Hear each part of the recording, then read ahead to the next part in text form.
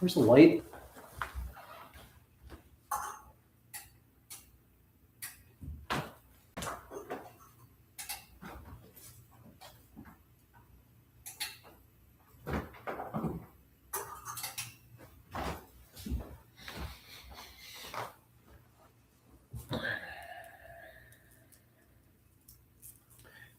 Yeah, we don't have a show here. This isn't a show. This is an experiment in grief therapy, trying to figure out new ways to handle grief therapy and also work on spiritual development, which means throwing ego out the window.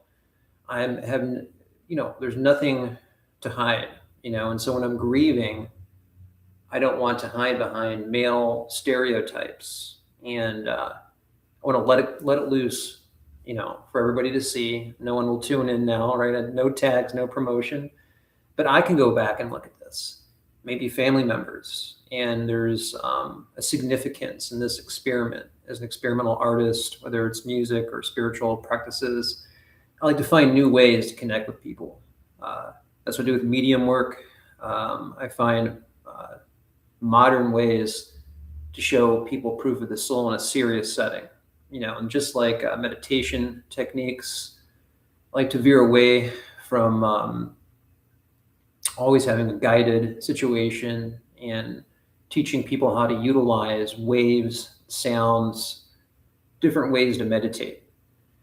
And I thought I wasn't going to do another one of these. I think this is part 5, which accumulates to 7 or 8, maybe 9 hours of doing a selection of streams from this house, because this is one of the locations where I grew up in, albeit this was a later period house, like late teenage. And then basically I lived here for 3 years because I basically lived at a bar that I was managing for a time period way back then. And I had sort of a negative lifestyle, and so I was like in and out for a couple of years too. But what's so important about this, not to rehash the main points, is that this is a hotspot location, and my stepmother was here, and there's a lot of great memories of people, family members that are not around, family members that have passed, family members that were in a better state of mind, who might have degenerated and what have you.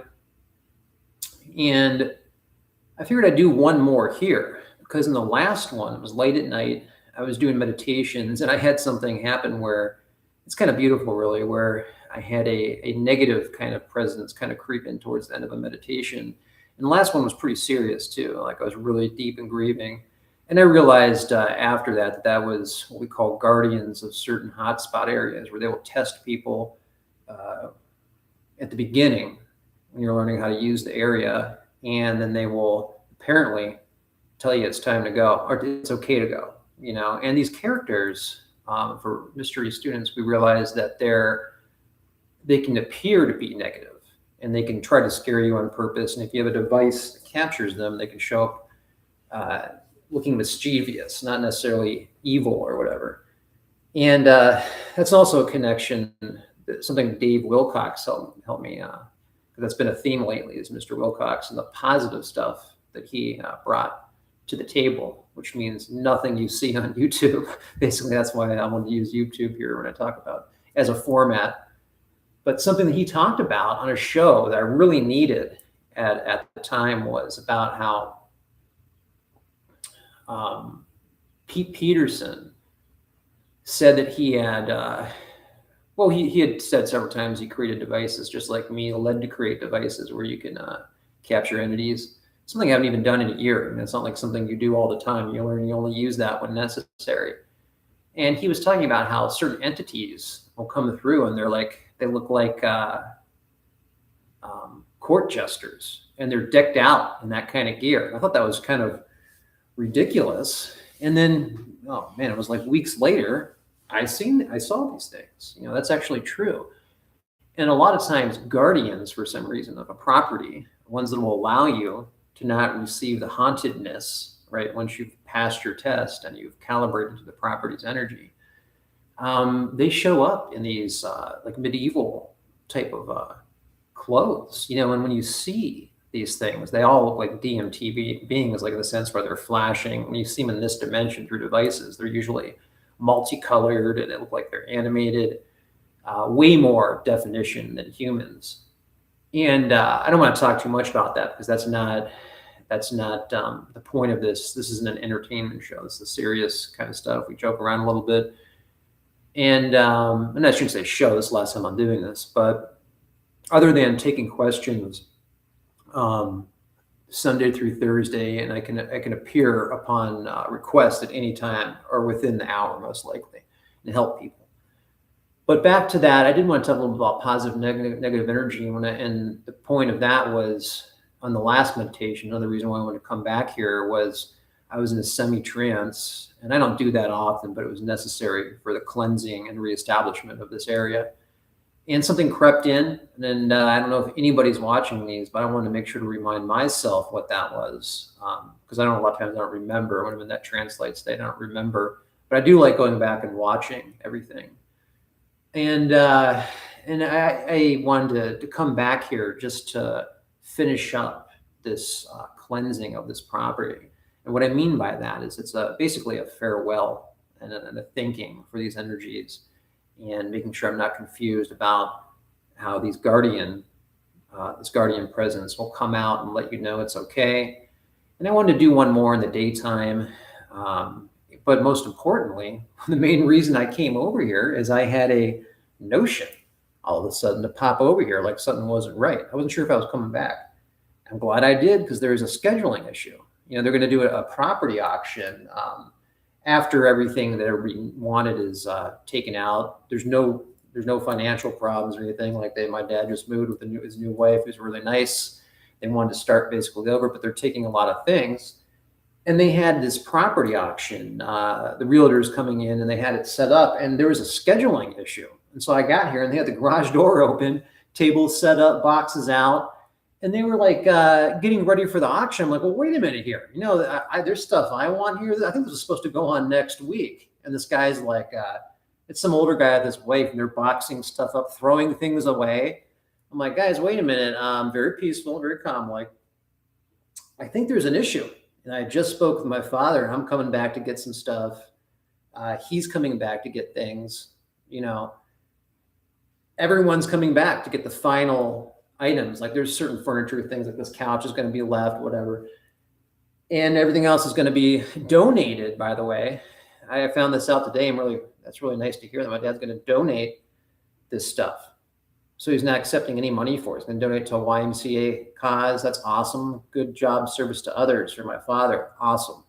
And he wouldn't have said it himself, so I'm pointing that out. So regardless of where the stuff goes, it's being donated. So that's amazing. But, and a person who's trying to master spirituality, you have to let go of material items. But I did want a couple of things, from my stepmother. And so like a blanket, I wanted some pasta bowls that have been in the family forever, but not too much, and it's like, and then when I came here, there was all these gifts that I had given my dad. I just touched base with him about this before I came over here, and he was coming to get that stuff. There's like a Kate Spade bowl that, if you didn't know it was a Kate Spade bowl, you wouldn't realize it was like $300, and that was a gift I gave them. So I'm laughing about it now because the guy, he was like this old guy, and his wife, he's like, what? He's like, we're supposed to be here. And I'm like, just kind of a funny older guy. And then I opened up the trash, and they had thrown away just a couple of things. It's amazing. I got this jolt. If I had came down here, that could have been bad. So it's that spiritual jolt. When you get that feeling, go for it, especially when you're connected. I'm a medium, a variation of a medium. I don't do traditional psychic work, but I get psychic things all the time that happen to me, like this, the only one I'm proud of is the thing about Atlas. I told everybody that I do bring that up. I'm like, I said, don't worry about it. It's nothing. And you can go back and see all that. I didn't even option for a second that Atlas was something. So I will give myself credit for that. But this is an important video because it's also about the bittersweetness of memories and how items are important. And it also is it's not necessarily a nice day, but it'll be another opportunity for me to, I think, go outside and just place the camera, maybe walk around the property So this is not entertainment. This is why would someone else benefit from watching this? Well, first of all, you can ask me questions, and second of all, you can just sit in the space of someone who is dealing with something that, um, in waves, becomes so overwhelming and it almost knocks you over and you can't move. This isn't depression. This is sadness, acceptance, tinged with a little bit of that, but it's not something that I can't handle. Um, this is make sure there's nobody coming over. There still might be a mechanic coming over. Never know who's coming over. Yeah, and so I'm glad that I came over here, and I'm glad that I did this live stream because part of what I like to do as a freestyle artist is I didn't want to do this. I was like, I'm not doing it. I'm not in the mood. I was in the mood when I got here or when I came here. That was the idea. And then it keeps raining out. I want to keep this going. I'm not a drinker, but I thought it was kind of funny. There's a bottle of champagne there. No one's going to drink this. I'm going to open up this bottle of champagne and just drink like one glass and put it back. See if we can get this open without it. There we go. I do not know how old this was. It looks really old, but I'm going to go ahead and drink one glass of this as a send-off. If there's any problem with me drinking this, I'll pay for a new one. Yeah, so I came in here, and the auctioneers, they're like, nobody, they're in the impression that no one is coming back here. They thought everything was out. I'm like, whoa, man. Oh, that's right. You can't recap champagne. Here, let's put this back in the refrigerator.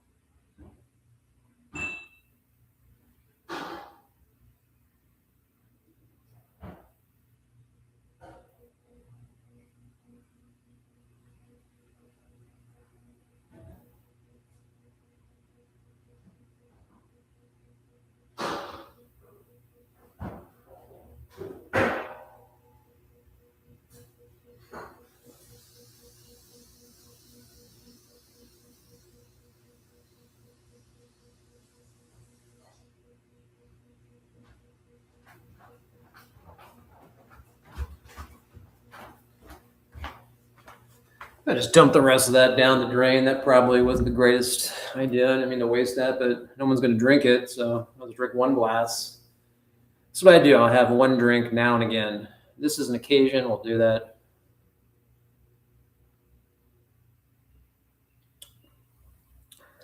I can't tell if this is bad or good. It's probably really old, man. I don't know if it tastes right. But it's sure working. Let's see.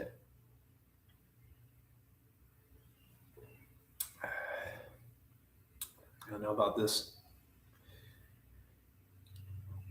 I may have to go to the hospital from a questionable bottle of champagne that had probably been in there for at least 3 years. I forget all this stuff. I used to fine dine serve. We're going to learn about wine. If I'm not truly into the subject matter, that's the thing about me. It'll leave my mind. But if I'm into the subject matter, I remember stuff my entire life. A lot of my memory from childhood is like crystal clear. And then you start smoking the pot. So I'm actually happy here. I feel that I did need to come back one more time, and I'm glad I'm recording this because I was able to film my entire grieving process. That's pretty interesting artistically. And I don't know how long I'll do this. Probably I'll go outside. I definitely want to go outside if it's not raining, so we get another shot of the property. I like this camera. I think it reminds me of the type of things I used to do to cameras when I used to take artistic little videos. And I've always liked video. And I had tape over this camera on this computer because, for obvious reasons, I don't want people watching me. But it developed a type of smudgy film around it that I think looks great, because this is what I would try to do to cameras, how the light has a spiritual sort of aura emitting from it. I like that. Everything's sort of saturated in light.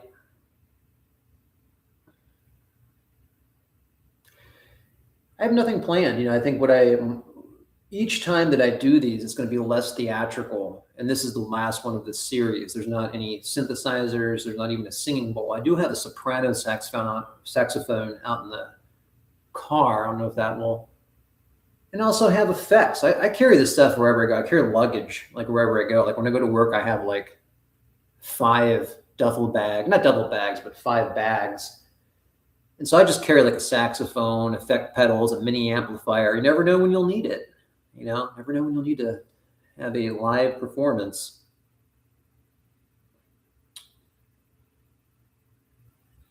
Yeah, I'm getting good vibes here. I needed to come back. I need to come back in the daytime.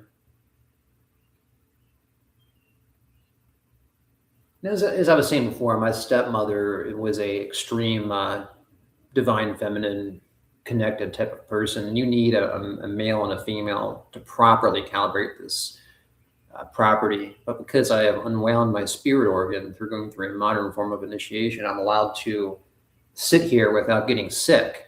Because before I had completely went through this process, I was getting nauseous sitting in here, and my dad was having the same thing. And he, even though he doesn't like talking about supernatural things, he knows what I'm talking about. The forces around here are so intense. You will actually experience tinnitus type symptoms. And it took me a long time to calibrate this property after my stepmother passed, because once you remove that divine feminine element from this dimension, it takes a recalibration. And that was hard at first, for the first 6 months, getting the property, the hotspot, to the point where I wouldn't have any detrimental effects. I mean, like I would sit right over there and there would just be this tinnitus, pressure from having things in balance. And I think that was because I hadn't accepted the death. Maybe there was still some anger about her passing or something. So I wasn't able to tap into that utilization of her granting me that access of those divine feminine waves to then calibrate the spot. So, yeah, so we have a decorative champagne glass. This is actually, I think, a white wine. But no, this is actually a champagne flute, I think. I actually got this for them as a gift. And that's fitting. Got 1 glass of champagne here we'll drink.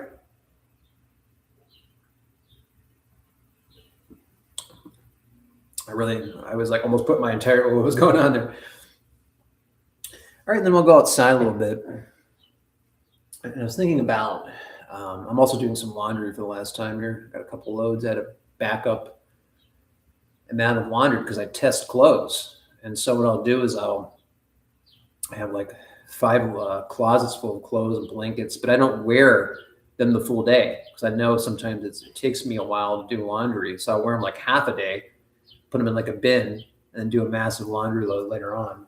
So their clothes aren't like nasty, Okay, what am I talking about here?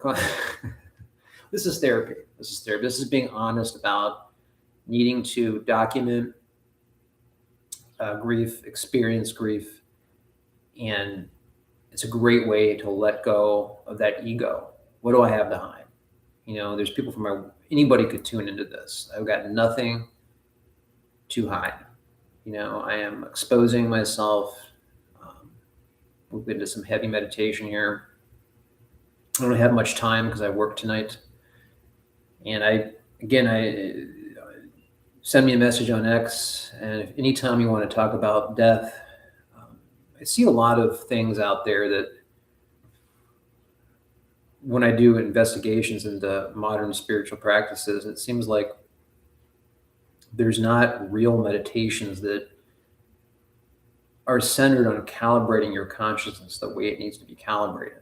That's why I've showed also an example of a man basically sitting in a meditative state for hours and hours without once responding to a bell other than live chat a couple times.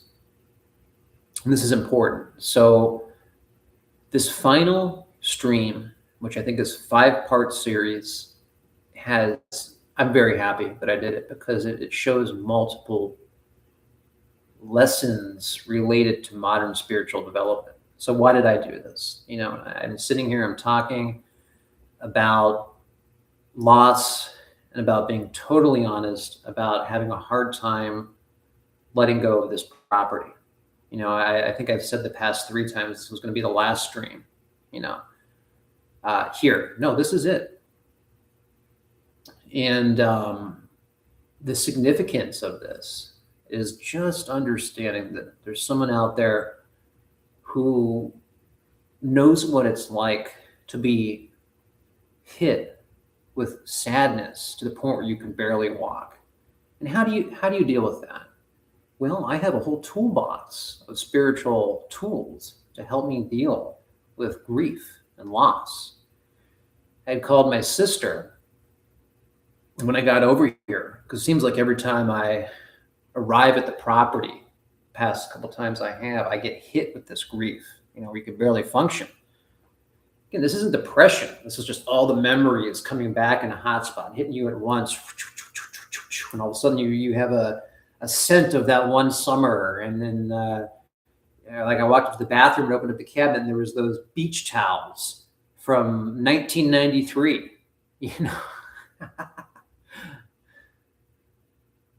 And that's it. This is the medicinal thing. Experience it. You want to experience it? Realize the most natural thing with life. If there's anything that's totally natural, it's loss.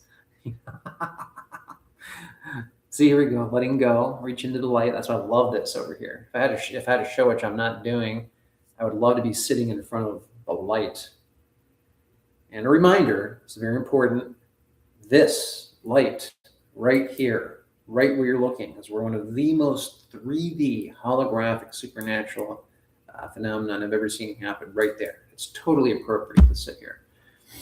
And you can look at that light and realize that I'm telling you that over there is an area where you can receive healing from. You can sit here and non-locally understand that you can receive and tap in to this beautiful stream at this property. Isn't that amazing? I mean, you don't have to do anything. You can sit there and look into this.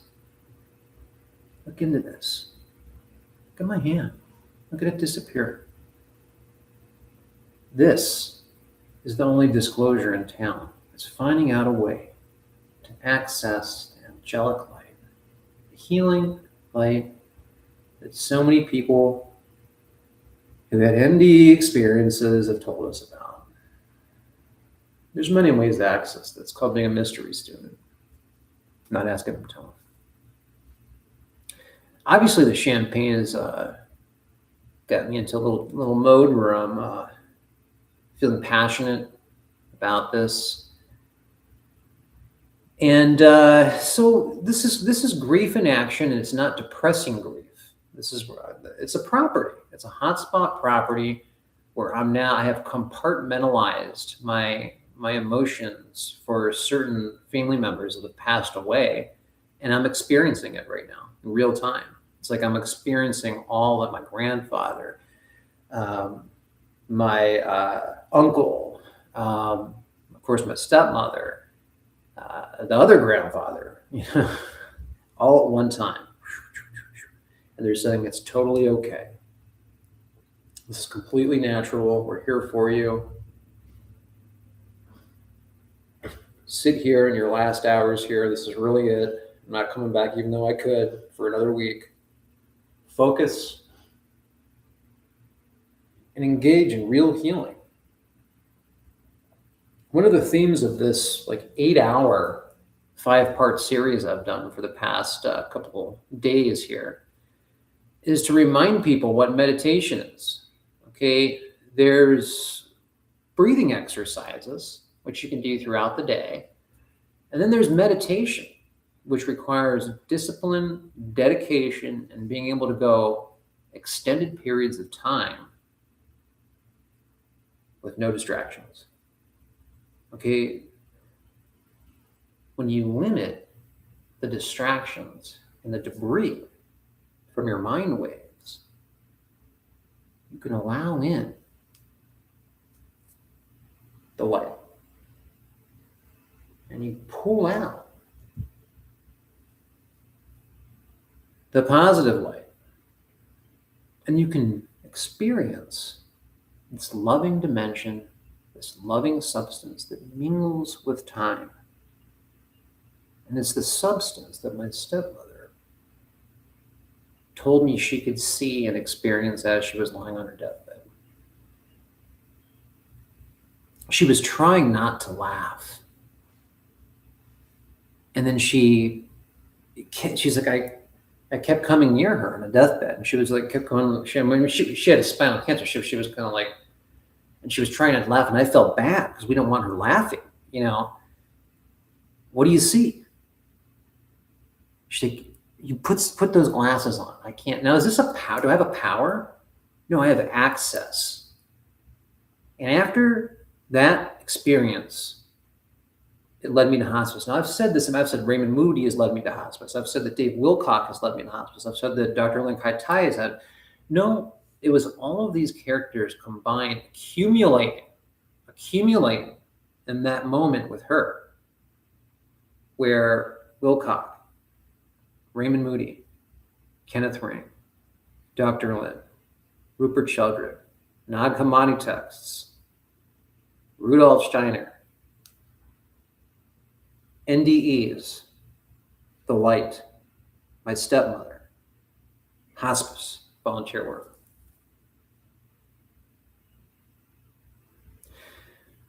For the consciousness grid to break out of the control, the problem of evil, everybody in a town, this is one of the easiest ways to do it. Go down to hospice. It's actually fun. And I'm going to give you a little secret. You don't actually have to be hooked up with a volunteer counselor or volunteer leader to go visit hospice people. I didn't know if I wanted to say this or not, but I'm going to go ahead and say it. When you have a hospice facility, they have to have volunteer hours, especially the independent ones. And they have to clock this. And a lot of times they'll have people from inside. I think they just say they do whatever. I don't know. I'm not going to be careful. Don't say anything bad. So anyone can actually walk back into a memory ward, for example, at an institution, and just sit there. You can say you're a relative. There's nothing illegal about that. Or you go down to the volunteer coordinator. You call them up and say, hey, look, I want to serve others. I'm having a spiritual awakening, and I want to somehow contribute. Do you mind? This is a hospice place. You're going to the volunteer counselor. You call them down. They call you back, right? How can I get involved? Right? Can I do bereavement phone calls? Because that's an option. Where grieving family members just call you, and you guys set up a time and you talk to them. That's easy. That's available.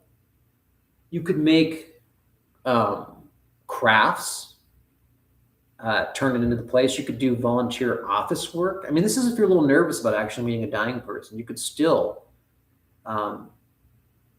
begin this and ease in to actually seeing a dying person. You can sit there and knit blankets, do certain things that they can then take to like the dementia dying people, or really anybody. But that's a category that's always there. And so service to others and being able to utilize a hotspot to help save the planet involves this type of work. It doesn't involve hanging out with 5D, big-eyed aliens, disclosure movement. And I love Dave Wilcock and stuff. I'm not saying anything against his work. There's just certain things I don't agree with. And I think part of his problem was being sucked into this whole disclosure illusion. But at the same time, he's a great example because he also knew that there was something else, and that was the Law of One Carla and crew channeling. So he was almost there. And so you want to focus on the real guides, the guides that make sense, the guides that live in this, right? But this doesn't automatically mean that it's good. There's good and bad light, just like there's good and bad spirit particles, and you have to learn how to polarize properly. So my tone up until this point has not been meditative, it's been serious, because I know what I'm talking about in relation to not the mysteries of things that can't be defined. I understand calibration. I understand consciousness calibration, how essential it is to natural healing, information, grief processing, uh, taking out depression, learning how to mediate your environment when there's evil AI. And speaking of that, I'm very proud of myself. I haven't really went on any AI rants in the entire 10 hours that I've done this little experiment. It hasn't happened. And it hasn't happened because what I do as an adult who's in his 40s is I learn how to watch what I'm saying. It's okay to entertain.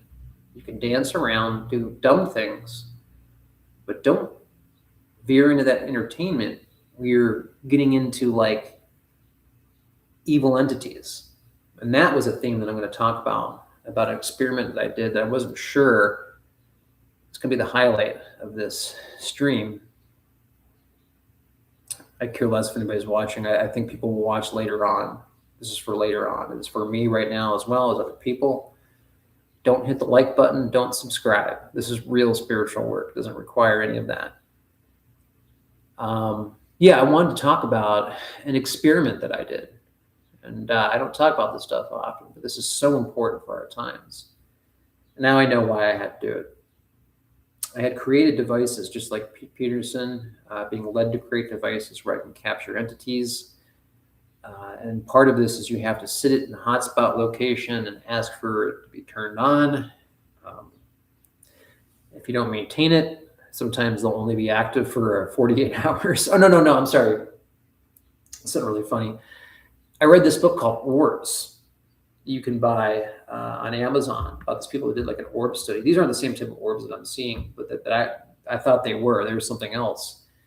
And the author was like, I noticed that if you give someone an active orb camera, right? This is some other, I think he was using regular cameras to capture other things. They're not the same type of orbs.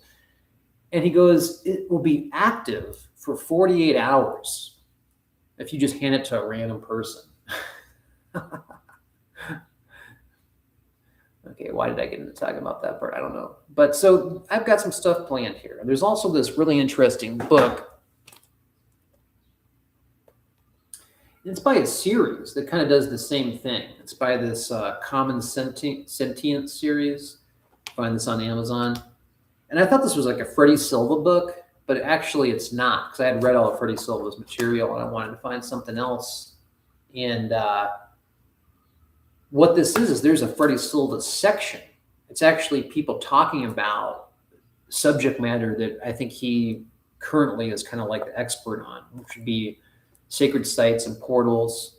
And so I thought this was a Freddie Silva book, and it has his name on it. You got his picture on the back of it, yet the whole book is filled up with accounts of people having this time shift, which if you look on my X page, which I don't promote, just type in my name and you'll find it. Raymond Moody agreed with me about something called a time shift. This is something that we also later found out he told Jude, Dave told Jude about his Michael altar. He said he had a time shift. And that's what happens when you're in a sacred site and you have guides that want to show you something, and they'll throw you into this holographic mode.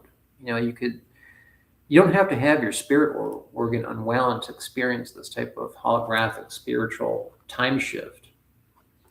But this book, and the whole series is kind of like this. It's all these people at the bottom talk about experiences they've had in portal areas. So I may read from this. I don't even know what I would read.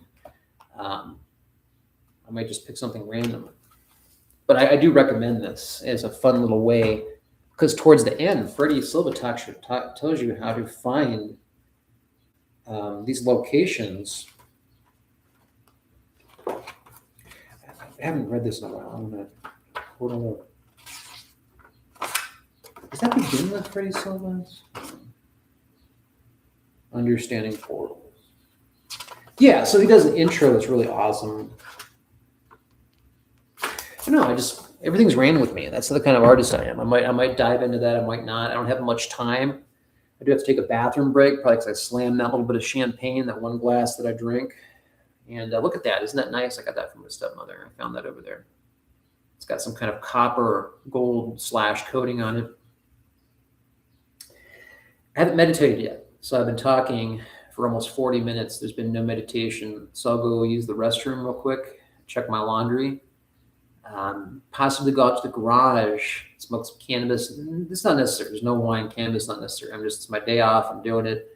I've already jogged. I already went on a long jog. So I'm allowed to drink one glass of wine. I never drink. I just thought it'd be, there was a bottle of champagne in the refrigerator. It was going to get thrown away. I was like, you know what? There's a wine glass here, which I bought my stepmother. I'm going to drink one glass. Oh, look at that. It's kind of disappearing in the light. Look at that. Woo! It's funny. I keep seeing people like popping in. They immediately leave.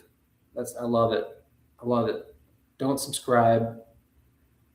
Woo! What do? Yeah, and then I'll probably go out to the garage. It's kind of funny because I was angry that these auctioneers were here, yet they set up a really nice hangout area in the garage, or I might go out back. It's supposed to rain. I definitely want to see if I can sit out back. That's one of the main things I wanted to do, is take in. Those are the main things I'm going to miss, is the backyard. Of course, the fact that this is on a hotspot. That's the main thing I'm going to miss. And it's also kind of, before I go do that real quick, it's kind of, another thing that's bittersweet is I always didn't really like the house that much because I didn't understand what the energy was. And so there's a lot of years that went by that I really didn't like it that much. I like sections of it, you know. So it's almost like I'm fully connecting with the house for the first time in a way. It's kind of like, oh man, you know, once you fully mastered the area of a location that requires masculine and feminine calibration. But I hope the people that come here next, there will be a nice, strong feminine, a nice, strong masculine presence, as I've said before, drawn to these places.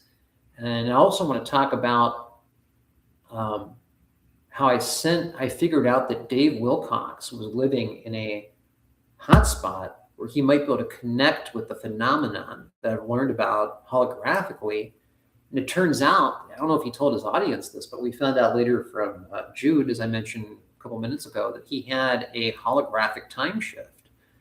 I wonder what that was like, receiving that letter, opening it up, and I have a map with lines drawn across into the proper telluric isosceles triangle connections through earthquake epicenters. I'll leave that up to you. Earthquake epicenters, isosceles triangle, geometric formations. Figure that out. I'll be back. Use the restroom.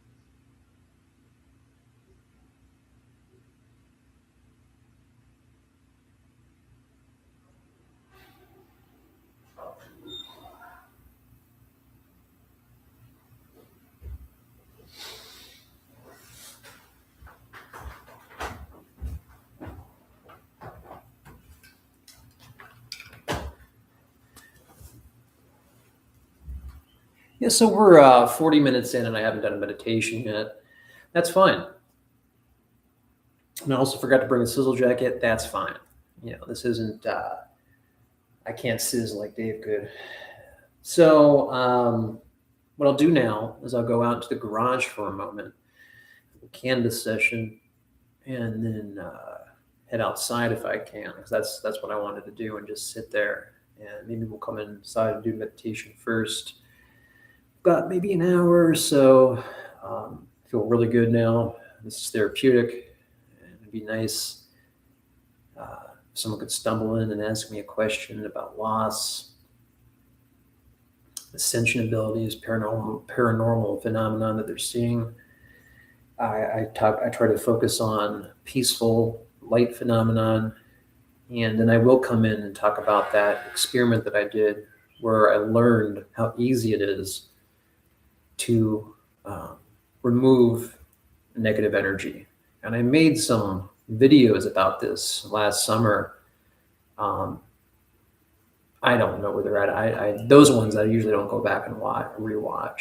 So yeah, so when I held in the garage, and the one comical thing about these people accidentally coming over today and setting up shop and then starting to box things up for an auction is they set up tables in the garage with the chair. And there's a nice little area that's sitting there, and I'll do the smoke session in there, and then I'll head out that way, kind of get into a meditative mode, because all I've been doing is talking for 40 minutes, and I'll calm, open up a space of healing.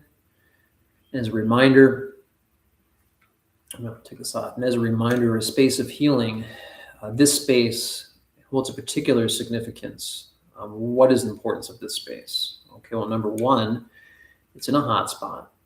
Okay, number two, it's been worked on. Number three, there's a person who is unwound their spirit organ, and this is a theosophical, anthroposophical, Rudolf Steiner-esque type of term. I like that term. And would you need any of those things happening for this to be particularly important to jump into? No, but they help out a lot. They help out do something that's hard. And what is that?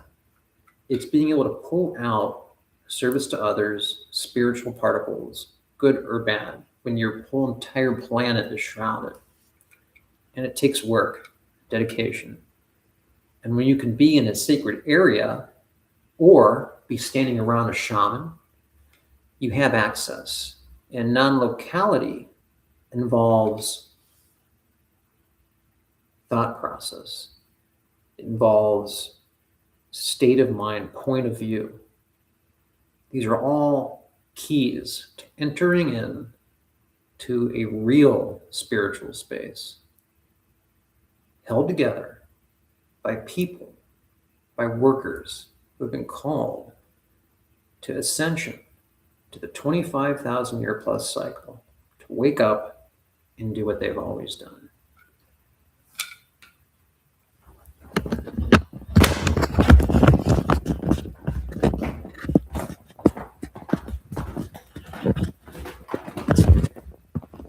I want to remember this real quick. I always loved this bathroom. It was such a great artistic idea.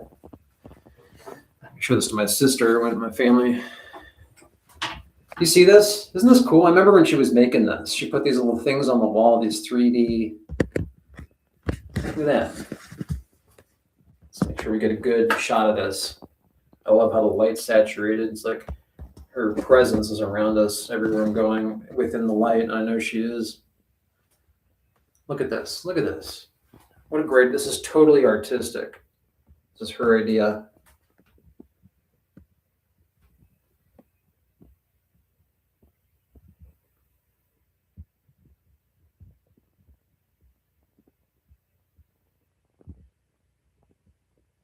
Yeah, I mean, look how beautiful that is.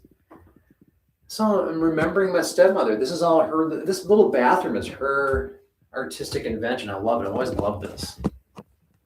I tried to recreate it at my apartment. Well, mine is that. I don't remember she got those 3D. These things are 3D. So I'm walking around. This is the last time I'm here at this location. I'm feeling really good about the cleansing I've done. over a period of 10 hours. And comically, just going to repeat what happened this morning. I got an inclination to pop over here, and the realtors were getting ready to. They thought everything was gone from the house, and they were just like, "Okay, this is all just ready to go." No, we're still getting stuff out of here, man. You know. So I'm going to be here for about an hour, going through therapy, walking around in the rooms, walking outside, smoke a little cannabis. If somebody wants to ask me a question or just sit here, I guarantee you, if you just pop this up and leave it up and think about your loved ones, you'll have some healing. Look at this. Look at this book. He can't forget this. Sergeant Slaughter, Jim Brown. It's a Jim Brown biography. You can't forget that, man. That's when you know that something was wrong. He would never leave the Jim Brown. My dad would never leave the Jim Brown biography. Autobiography.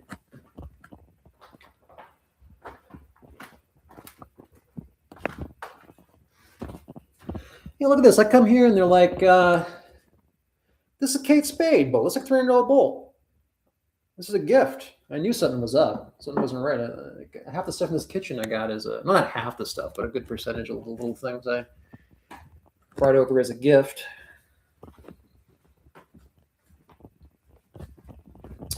Yep, I'm going here. This is some relative here in this picture. This is like one of my relatives or something in like an old house or back in the day. They probably didn't even have any electricity. What is this? I understand why I can't understand the camera dimensions. Here we go. What is that? That might have been something that my nephew... No, it's just some picture.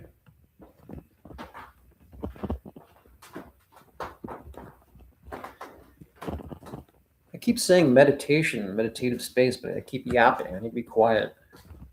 Look at this. They have these, I couldn't believe it. I come in there like boxing things up. I'm like, what in the You know what? I'm going to go in here and see what I can find. I found the champagne and started drinking it, you know? Whatever.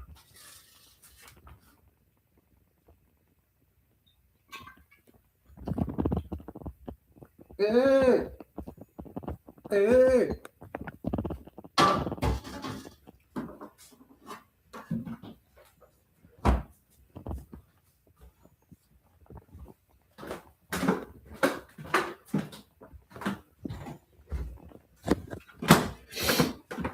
People are always like, this basement's haunted. Well, that's what I thought too. Now with their energy, its currents, you learn what they are. I don't feel any. I could be here at night, all night, sleep right down here, nothing, no problems. There's no problems anymore. Again, haunting is what happens when your planet is shrouded in the problem of evil. Hauntings are a confusion. Let's try to keep certain people away, realizing that they can recalibrate those supernatural phenomenon, just like a poltergeist. You can handle a poltergeist in a matter of hours. Well, about 48 hours. Oh, it's raining, damn. I got to give them credit. Look at this. They did a lot of work. That is impressive. You know, they weren't supposed to be here.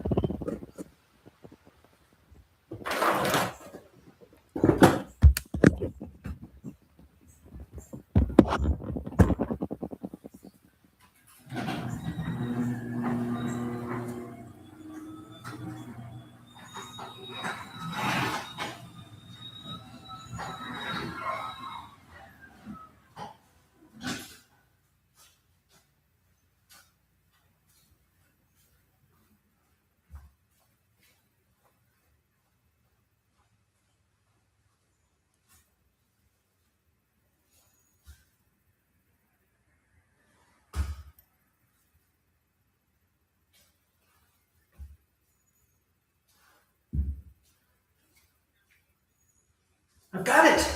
I've got it. I've got it. Everybody's okay. I've got got the Secret Santa. Wait, what is this, a Santa? I don't even know what this is. I've got the Secret Santa.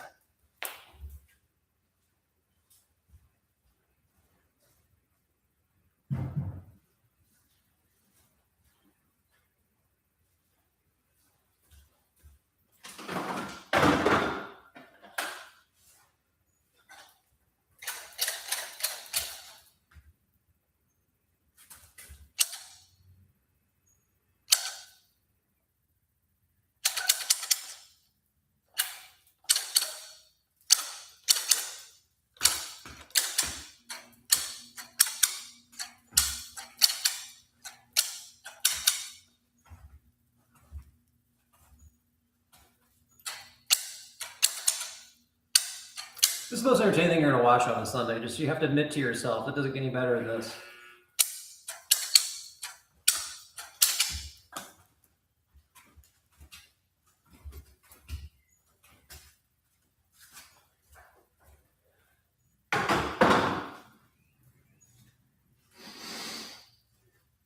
It's incredibly entertaining.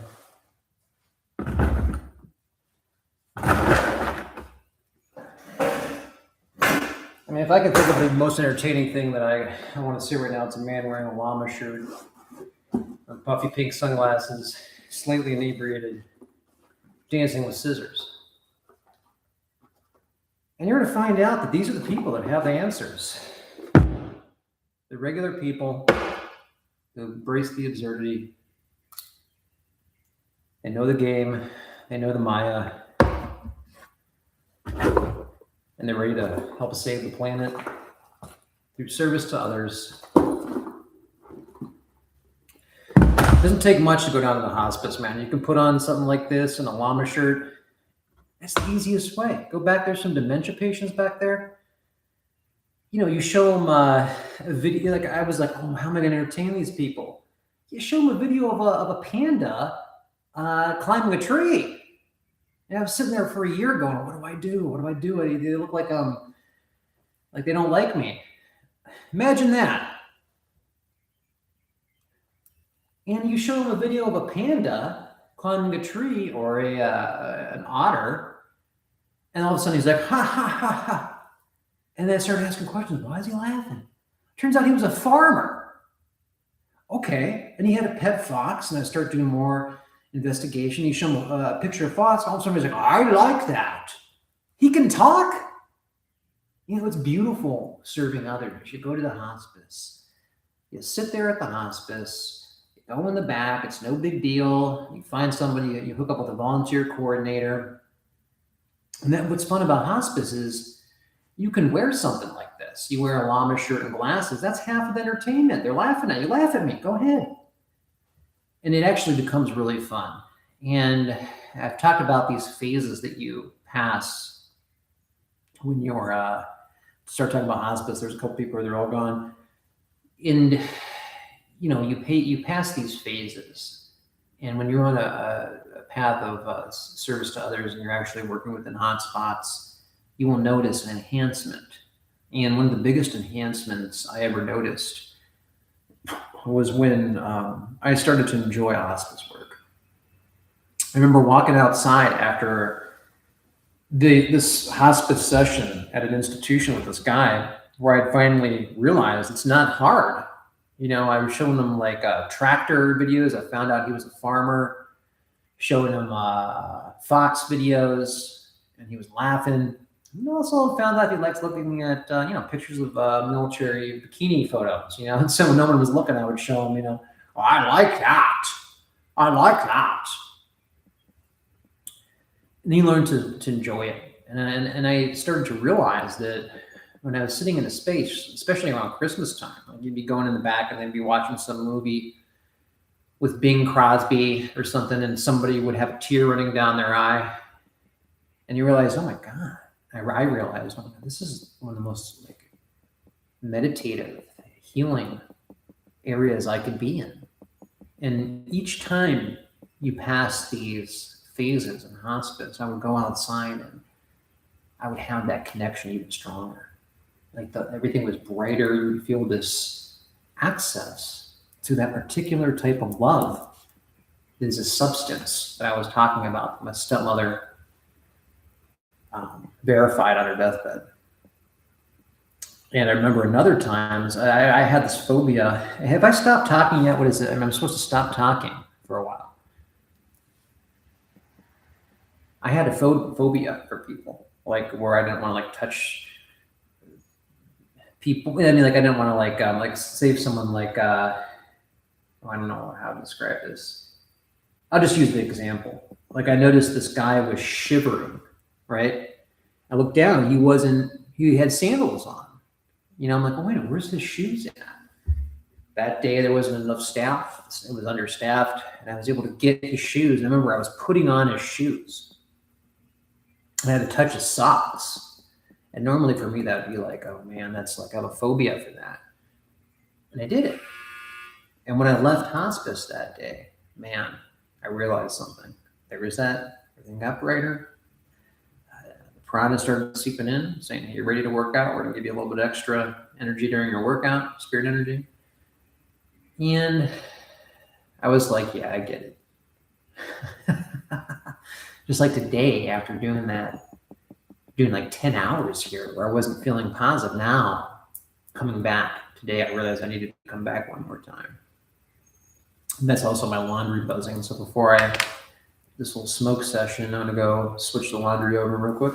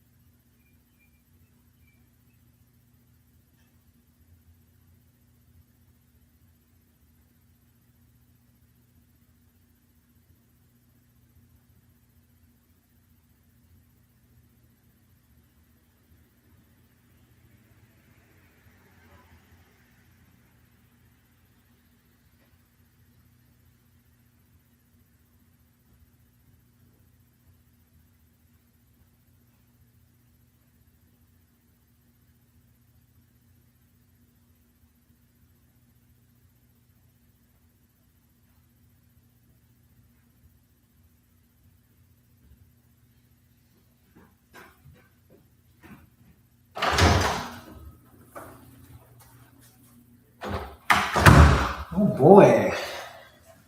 Maybe I should call my sister. I don't know. Maybe tell her I'm doing this. I wanted to go sit outside. It's raining, man. That's kind of unexpected. I'm actually bummed out about that. What do we do? I mean, I still have to do this, but I mean, I can read from the thing. I love this. I have no idea. You just hit record. You have no idea what you're going to do. You got a weird man wearing a llama shirt and sunglasses. And why do you watch this? You watch this to sit in a hotspot. Sit in a hotspot. You can think about grieving, think about loss. Have you lost anyone? Are you having supernatural experiences that you don't quite understand? You'll get it. Let's see here. Just sit here. Sit here with me. And again, it doesn't matter about the live recording. You can replay this and do the same thing.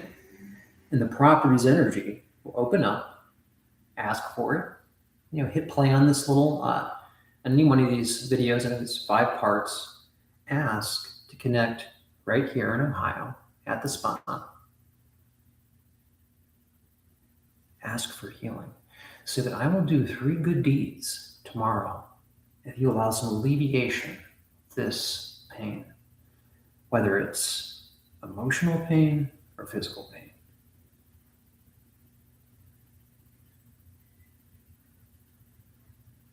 I lost my debit card. I have no idea where that went.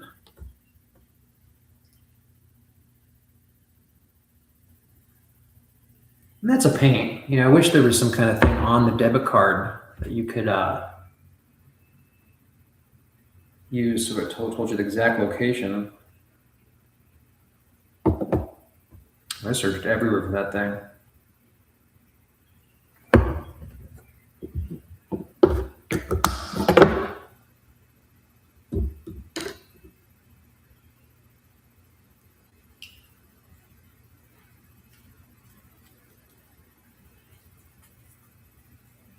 I hope it stops raining.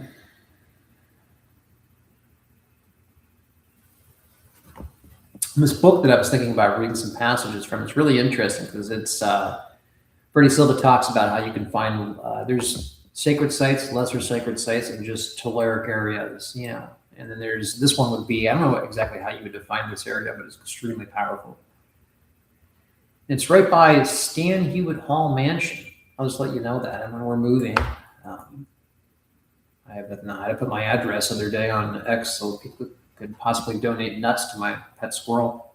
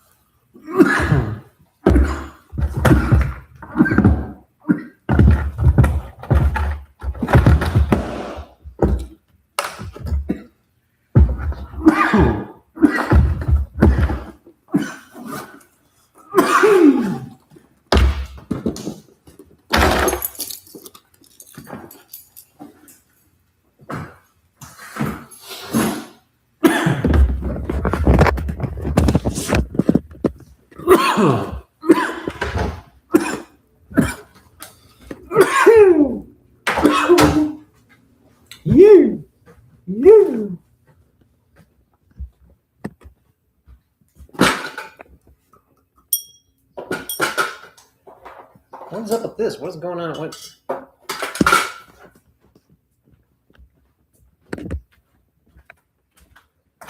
I got nothing, folks. Nothing. Just sitting, experiencing grief, healing naturally.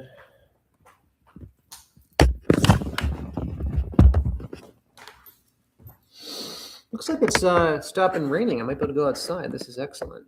Excellent.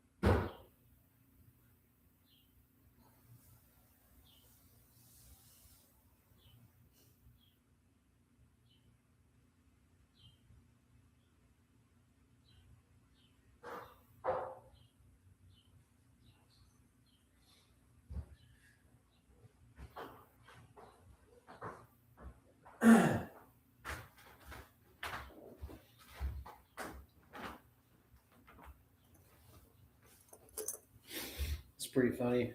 I have a hella buzz on just from like drinking that 1.5 glasses of champagne because I don't drink. That's the funny thing about it. I go out with me. It's this thing. I like go out in a social situation. Somebody hands me a drink. I take one drink. I'm like, hey, ugh. This will be cool in an hour or so. So I thought by smoking that 75% concentrated would level things out a bit.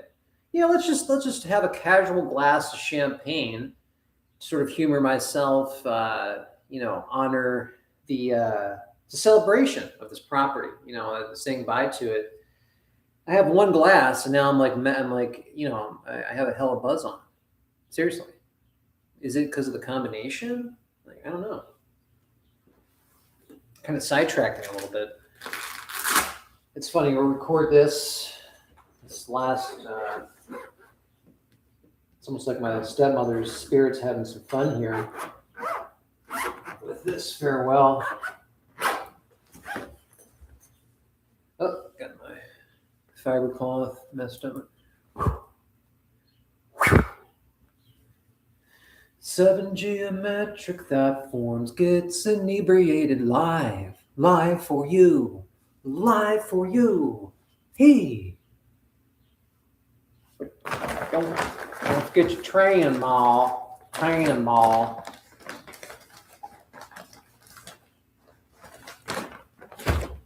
This is my character. I got nothing for you, man. I got nothing. What do you expect me to do, man? What am I supposed to do for you, man? That's my character. It's coming to me right now. Hold on. What I got, man? I got me a saxophone. I don't listen to Kenny G, man. I got me a saxophone, man.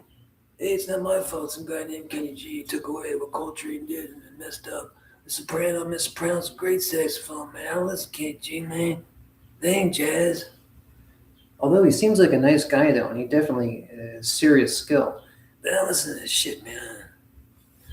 Whoops. Didn't mean to cuss. They got me a soprano saxophone, man. Saxophone. I'm going to play it for you, man. I don't know where that came from. That's character. I'll go ahead and honor Dave Wilcox in the Sunday format. Normally Dave would still be gone, so we have to figure out a character. That was saxophone character. I got the saxophone, man. It's the soprano saxophone, man. I don't play it like Kenny G, man. I don't listen to Kenny G. Man. I like how I picked up a saxophone. It looks like someone entered into the room, then immediately left. Middle-aged man with saxophone, man. I love this. I'm having such a good time. Oh, of course, I forgot the strap. Oh, man, I always do that, man. Damn it.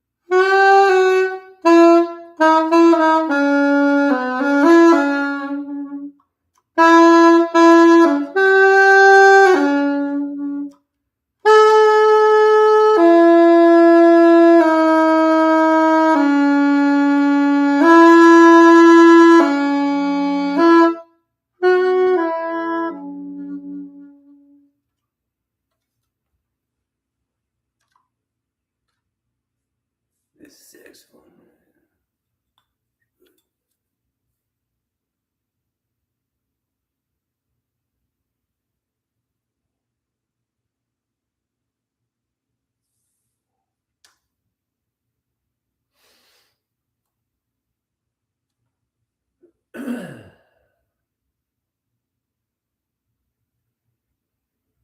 It's meditation.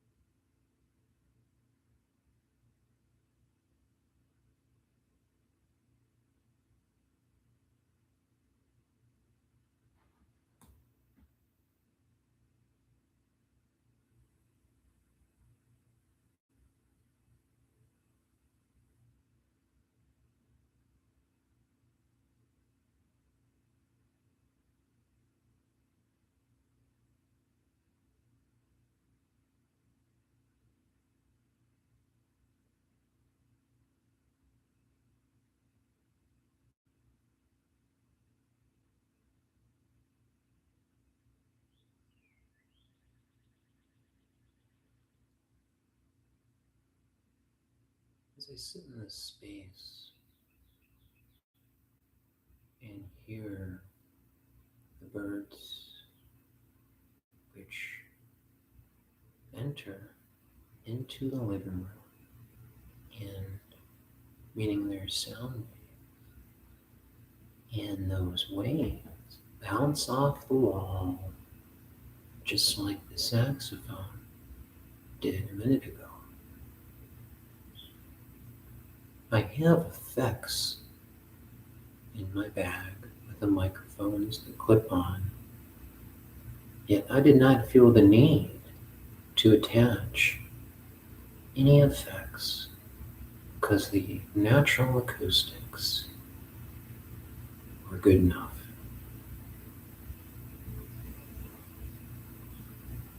I said this was going to be mainly a final meditation because I don't have that much time. Yet I have not meditated yet, and it's an hour and a half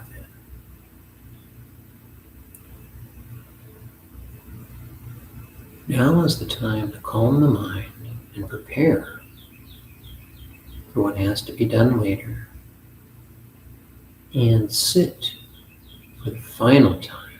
This really is the final time, and I'm happy about it. Meaning I've come to peace the last 10 hours of doing these meditations. The therapy has worked. I'm ready to leave soon and thank these currents for linking up with the access that was given me. The access happened at an extremely hot spot location, which I was called to by being offered an invitation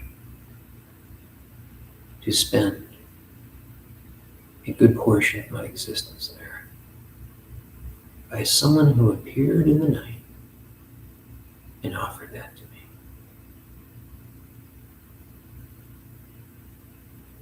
Now that I understand how to work within an environment like this, I thank it for the lessons, the time it's given me, and to think about the nature of what time is.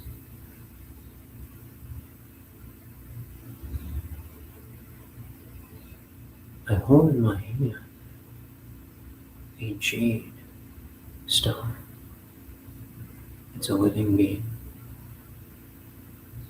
I thank it for being present,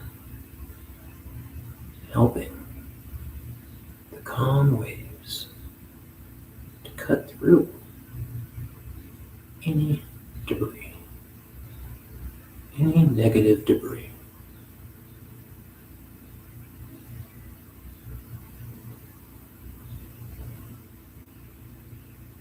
I make sure to take in a full breath,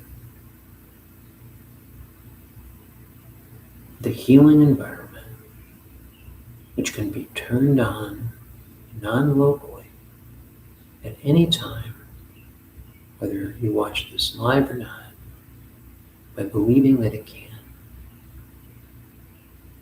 You do 3 good deeds before or after. It's your choice. And then you go back and repeat. And you look for synchronicities. Meditation takes discipline. Meditation takes maturity. Meditation requires no distractions.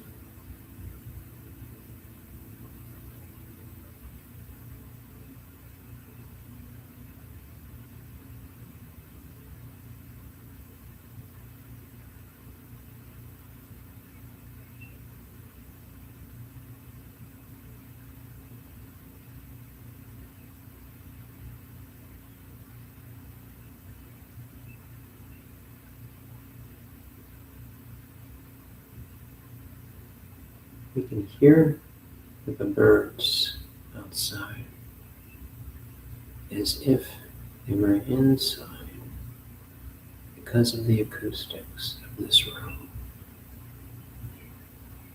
Being that this room now is even more bare, with less furniture, that effect, that natural effect, works even better.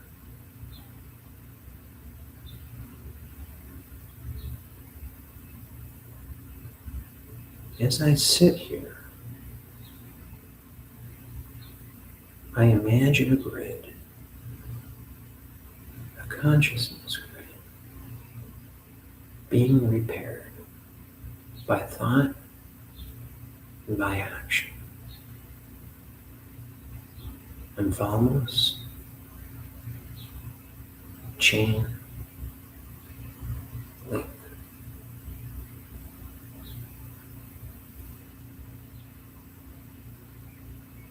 The jade looks like a dolmen if you look at it. This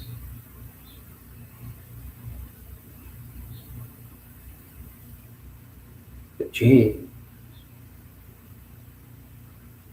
is an excellent dream companion, as well as a general calming companion at any time.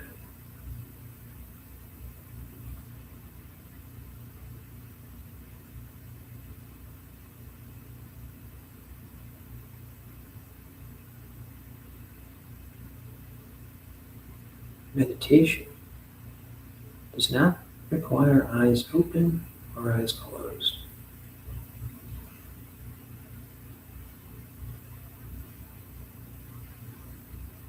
Either creates a different experience.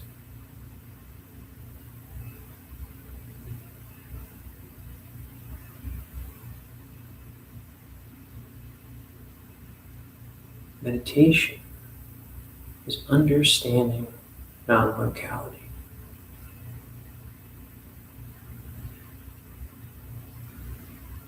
Understanding the instant connection. Understanding a specific link to like-minded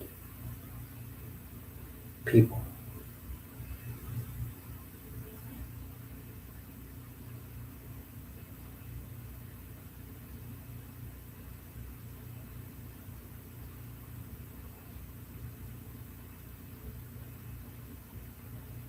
Sitting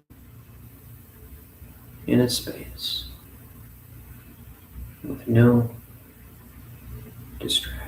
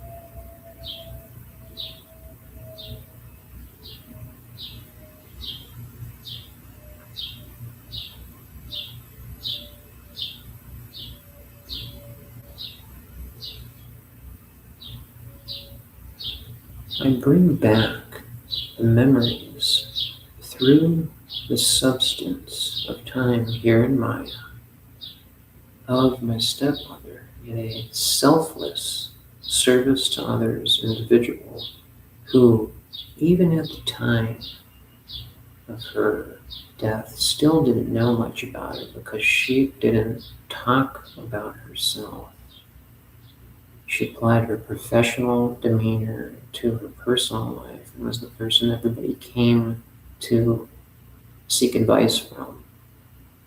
Within a matter of hours of talking with almost anybody, they start talking about themselves, and she never did this. Always listened to other people's problems, always was there to help them. And that is why that particular color, violet purplish pink, orb appeared right back there. It was a particular type of sign that you had completed something. It's the only time I've seen that color. That was 3 years ago, almost 2.5, 3 years ago.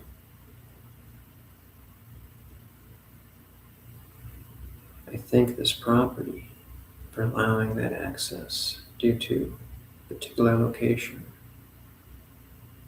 Because at that time, my initiation process was not even halfway over. And the reason was because of the location and understanding what happens to some degree in beginning that process of waking up to this particular time period on this planet where we still have a chance to move into the first phase, the very first phase of the planet being a spiritual planet. No problem of evil, yet it's understood. So the balancing happens in a way that we've never seen before. It would be so beautiful. But certain people right now can experience this living, albeit at a lesser degree, but they can begin to see what it would be like if this consciousness grid was repaired, which can be done in a matter of days if approached properly. And that's dangerous. And that takes more than one mind in this dimension working with another dimension to figure out that way to cut through that problem of evil. And I know how to do this. It's through reactivating mystery centers and waking up to who you once used to be. I hold the jade and the clear quartz in space that I will be leaving and not returning yet. I'm grateful for the supernatural phenomena that I was able to experience right here, outside, as well as right here, inside. Thank you for allowing me to see that phenomena when I had not yet completed initiation. I am grateful.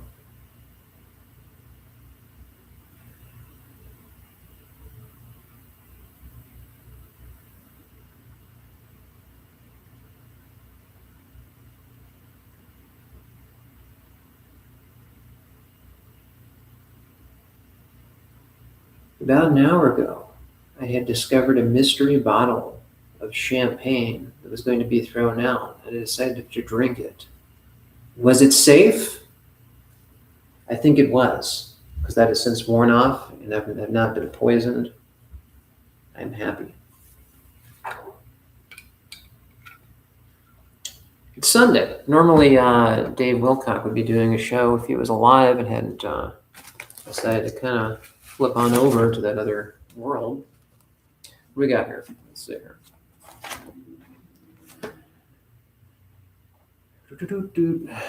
Tetrahedral geometry. Once, page 80, we got to cite what's going on here. I think we read a little bit from one of my favorites, right? Because Dave would probably still be going by now if he was doing a show. Okay, page 80. Once Tom Bearden started talking about the scalar potentials he saw in the electromagnetic wave, the discussion quickly shifted to geometry. These scalar potentials actually had a distinct shape. The entire electromagnetic wave was traveling along in the shape of a tetrahedron. Wow, that's amazing. These are meditations. The entire, okay, let's back up. The scalar, remember Kosarev, the scalar potentials actually had a distinct shape. The entire electromagnetic wave was traveling along in the shape of a tetrahedron.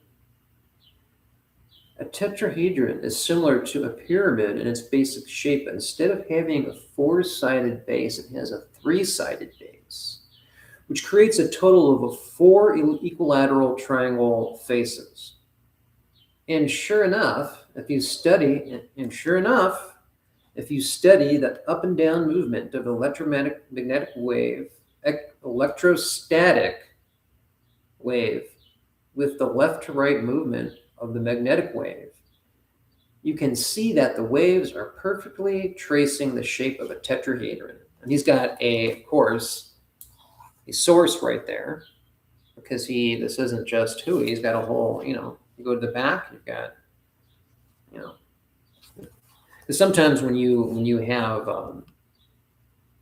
books that are written about subject matter like this, there's no references, they don't cite things, you're like, okay. But this is done properly. Bearden very likely got this idea from Buckminster Fuller, who had already noticed the hidden geometric structure in the electromagnetic wave years earlier. It still amazes me that hardly anyone talks about this, since it is so simple and obvious once you look at it. This is probably because most people wouldn't have any reason to expect to see a hidden geometric pattern within the electromagnetic wave. We have no context for it, no idea of what it might be, or how something like this could fit into a greater model of physics. Yet mysteries like this can also contain the greatest secrets, with the highest potential to transform our civilization as we know it. As the years went by, I eventually discovered this relationship between let's go back. As the years went by, I eventually discovered the same geometry appearing in the structure of the Earth's continents, the relationships between the planets in our solar systems, the growth patterns of the planets, the nucleus of the atom, the electron clouds of the atom, the DNA molecule, and even the activity between clusters of neurons in the human brain. I have every reason to believe that the unified field theory of physics, the true holy grail capitalized of modern science, will be fundamentally and deeply connected to sacred geometry. The term sacred geometry refers to the idea that certain geometric patterns, such as the tetrahedron, may actually be alive and conscious, and they appear intertwined within the basic forces of nature and biological life as we know it. Most of the key discoveries have already been made, and the real challenge now exists in presenting this message in a way that can reach mainstream consciousness. By this token, I also believe that a variety of extraterrestrial civilizations have already discovered the same science and encoded these secrets into ancient architecture, sacred symbols, and other related forms. That's cool.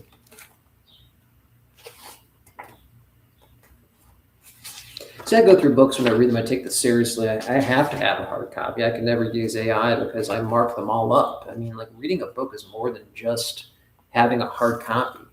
You can't replicate what those little like note sections on an ebook does. I mean, it's your handwriting. You mark the book up. You so that you could pass it on even to somebody and they see your handwriting all over it. They know when I put brackets around certain things, other things I underline, and then the stars, smiley faces for humor. So you can go back and go, oh, and your mnemonic cue will then make you remember other things. Oh, this is where this is at. Here's where I found out on page 201 of Waking Up in the Dream that Dave was born on the 8th. So was I. I was also born on the 8th. And there's 2 8s in the, what you'll call it, in the series of numbers, which you could also be interpreted a couple different ways. I'll leave that up to people. So this is a really good one. And like what I just read, I was reading ideas about sacred geometry. I wasn't reading anything that would be too far out.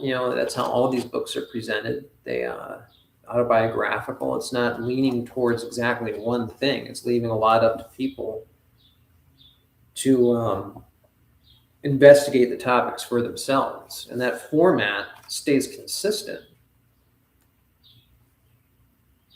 Here's where he talks about the test. See, like I can jump to page, just trying to remind people how to utilize books. They're so great. 137. It's all marked up. Why is page 137 of Waking Up in the Dream by Dave Wilcox unmarked? He talks about the Tesla watch, and I thought that was an interesting story. So I actually wrote at the top of it, this is about the Tesla watch.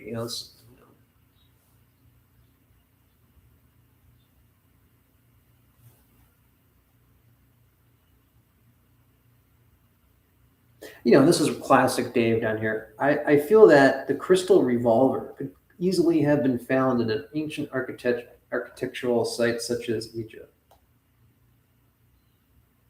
A device like this may well have been used to build the Great Pyramid and other such monuments out of gigantic molten stone blocks. Is he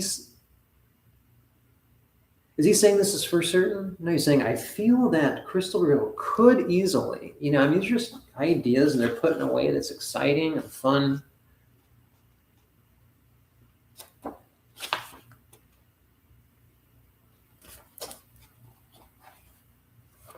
Yeah, and I don't know. This is like modern stuff. I don't know what I don't want to be like reading too much from the book, but there's also, of course, that dream technique where he talks about asking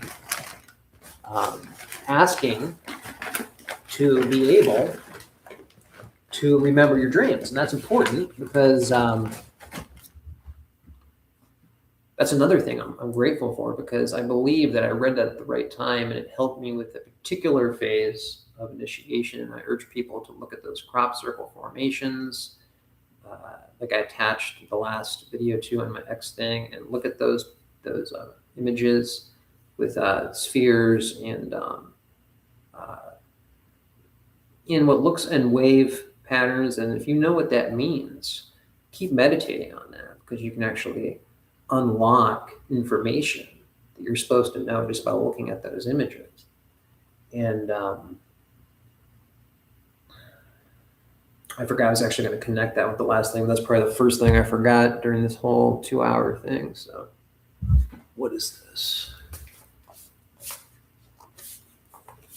Let me go check the weather real quick, because I don't have much time. I'm going to check my laundry and the weather, because I did want to go outside.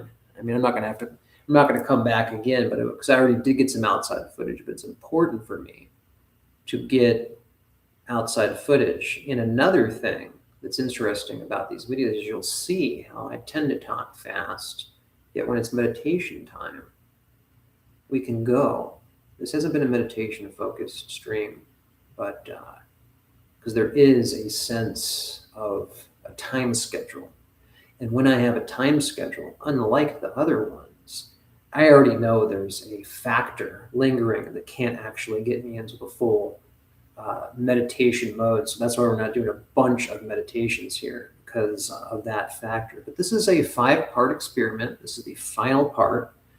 Very happy with how this turned out. This is like 10 hours of me relieving my grief of this childhood property disappearing.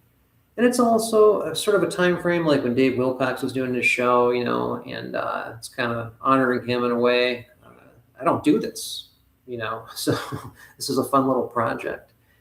And I feel very happy with the conclusion, At any time I could end this, I might go another half an hour. But I do want to do some more meditation. I would like to read something from this portal book and remind people that Betty Shine is a positive person to get into. If you can still find these hardcover books, this is a first edition. There's been many accounts of just this book having healing properties, especially if you can find a first edition. Not like that really matters, but there's some sort of like third-party relic connection, just like a stone, and if you take something into a sacred area, you can enhance it that way. But this book actually has many accounts of just this one. You're looking at first edition hardcover, and I was able to get first editions amazingly synchronistic of all the books that I was looking for, including one, Mind Waves, that came from the library right by where she lived. This is not in the U.S., so that was pretty funny, so, you can add this to the healing significance of this, the last minutes, of this 5-part series. And it does not matter if you're watching it live. That you're sitting in a space with special significance. I do keep this in plastic just because it's already older, but I also cover most of my books in tape because I don't plan on reselling them, but I want them to. So this is well known, this first edition hardcover to have healing properties. And yes, she is David Icke's psychic. I'm not the biggest fan of David Icke. I used to think he was funny when I would laugh. Now I don't like violent material, so I don't really like hearing things like George Bush is a blood sucking, or I'm not going to go into it. I mean, I did bust out laughing a couple times, but his psychic, yeah, I agree with most of it. I mean, she seems legit. She says some really good stuff about when you first start experiencing any kind of shift. This even could be ascension related or not ascension related, where you're, let's say, you had an NDE, now you can do complex math, just some of the common effects. She helps you understand those different processes, like why is it so strong at first? And she helped me understand why things were so visual a certain way during like the first year for 6 months, and then they changed. And because of reading her material, it really helped me make sense of all that. So I do highly recommend Betty Shine if you can still find her stuff, because she passed away like 20 years ago. So.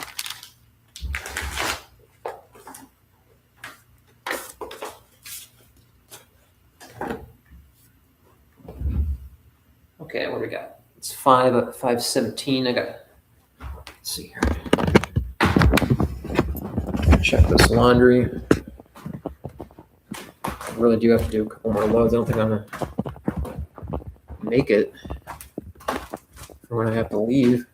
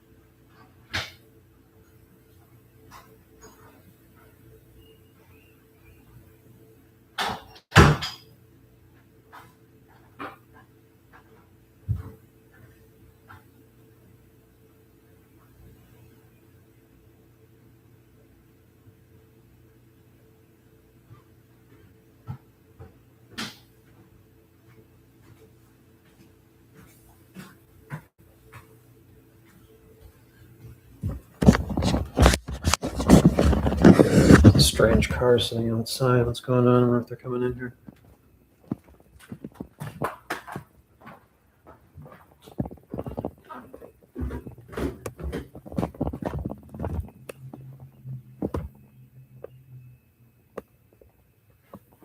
I think they're coming in here.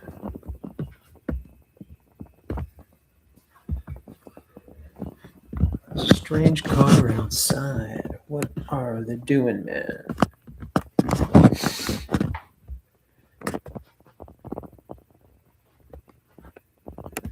Let's do a comedy. It's kind of like an 1980s comedy wall.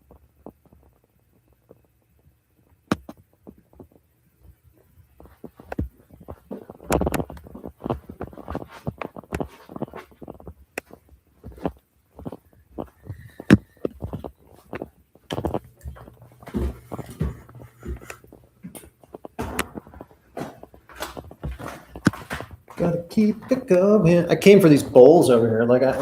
This is not the most eventful last hour, but I love it. I'm having a good time. Let's see here. That color like it's kind of hot. Yep, the bowls. These things have been around for so long. This is what I came for a long time.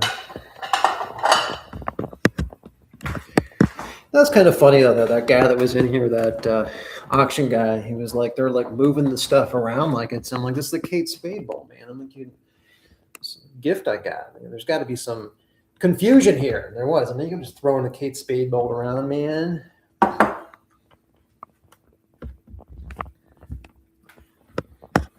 that's funny. There's still. I had dumped most of this out. I left a little bit. That's funny. We'll drink the rest of this.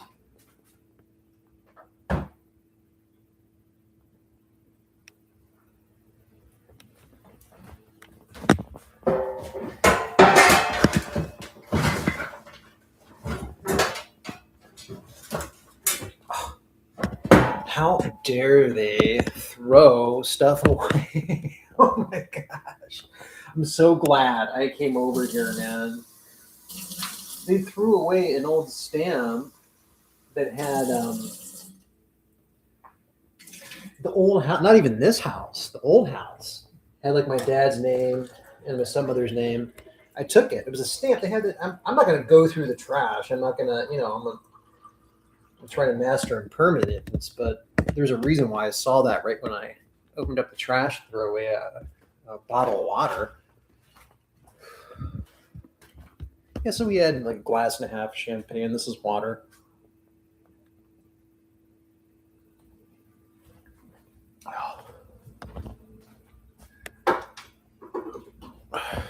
It's getting boxed up. Yeah, so we drank a couple glasses of a mystery bottle of champagne that I have no idea how old it was, and I'm not dead. That was like an hour ago. I didn't get poisoned. I'm a lightweight. I don't drink special occasion, so that one glass gave me a pretty good buzz on. Mix a little cannabis. We had a little meditation. What else are we gonna do here? Well, I'll tell you what. I'm not gonna be able to go outside. That wasn't meant to be. I already got some footage of that. That's good. We can hear the birds just fine in here. You can hear the birds just fine. How dare they take this stuff out of the... See, I'm not mad. I'm just saying I can't believe this. Like, they weren't supposed to touch that stuff. I mean, there's like silver out. Like, what? See, that's what I'm saying. That's a great example of someone who doesn't want to have traditional psychic abilities, but if you have medium ability, that kind of stuff just comes to you. And so they said, go over there. This couldn't be a clearer example. I mean, there's silver sitting out on the freaking table, and these people were just rummaging. Not rummaging, they were from the real estate company, but they were not supposed to be here yet. And they were not supposed to be throwing stuff away. You're like, oh my gosh, I'll be right back.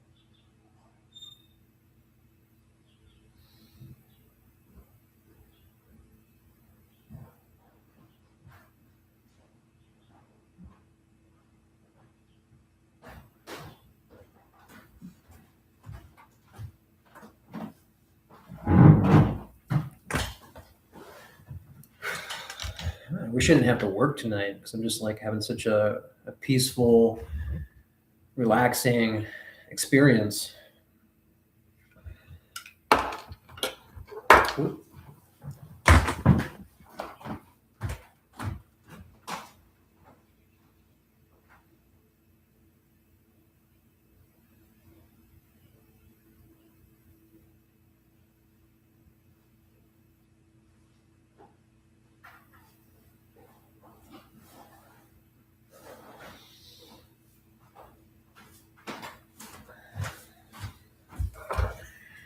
We discover, um, you just got to open up your minds and you can discover really interesting things about people once they transition over. And something I'm finding out, I'm in my early 40s and I'm not calming down music. Like I still like really intense types of music, specifically jazz. I'm kind of veering away from electronic because of AI. It's just very hard for me to listen to electronic music. And but I am getting into, if there is any sort of pop music variation that I am getting into, it's like R&B and soul from like 70s and 80s. That's why I've been really into Randy Crawford. And I went through. I didn't look. I went through my stepmother's CD collection and started paying attention to artists that I would hear her listening to when she would clean the house. That was a big thing with her. She would jam out.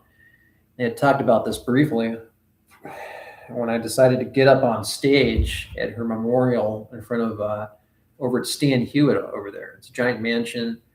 This is downstairs, and I'm like, yeah, I'll speak. And like, not that many people did. And I got up and I didn't have anything prepared.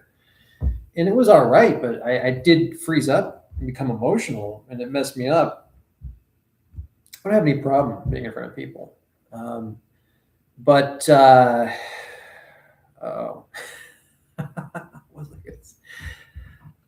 but what I wanted to say was, hold on, just give me 1 second. We can connect with her. Like I can connect with the memories, and you can build off of that. And for example, this music. Yeah, I talked about her jamming out, but I forgot to say what I wanted to say, and this is what it is. I just remembered. Her music would contain certain types of soul and R&B that I wasn't like normally into, and I actually had her record collection. And sadly, I sort of like donated a portion of it years ago before we knew she was ill. And I'm upset because now, after getting into footwork and certain types of underground music that they had me rethink like 80s soul, late 70s, even some 90s, and also getting into Prince and stuff too. That helped me understand some of those like synthesizers, and listen to Parliament Funkadelic, George Clinton. You start to understand why they were using some of those cheesy, or what I initially thought was cheesy synthesizer sounds. And so I've become more open-minded, even though I'm not that into pop music.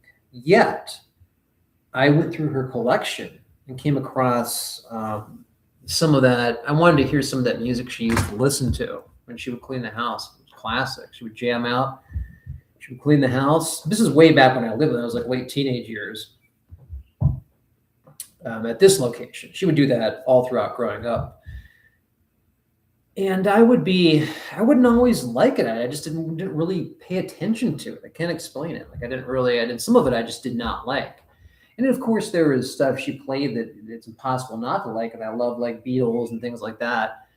But she had this like 80s R&B soul and like late 70s stuff going on. And one of them was Al Jarreau. And I knew she liked Al Jarreau. And yet I never listened when it was in the house, and I was too young to understand the significance of this artist.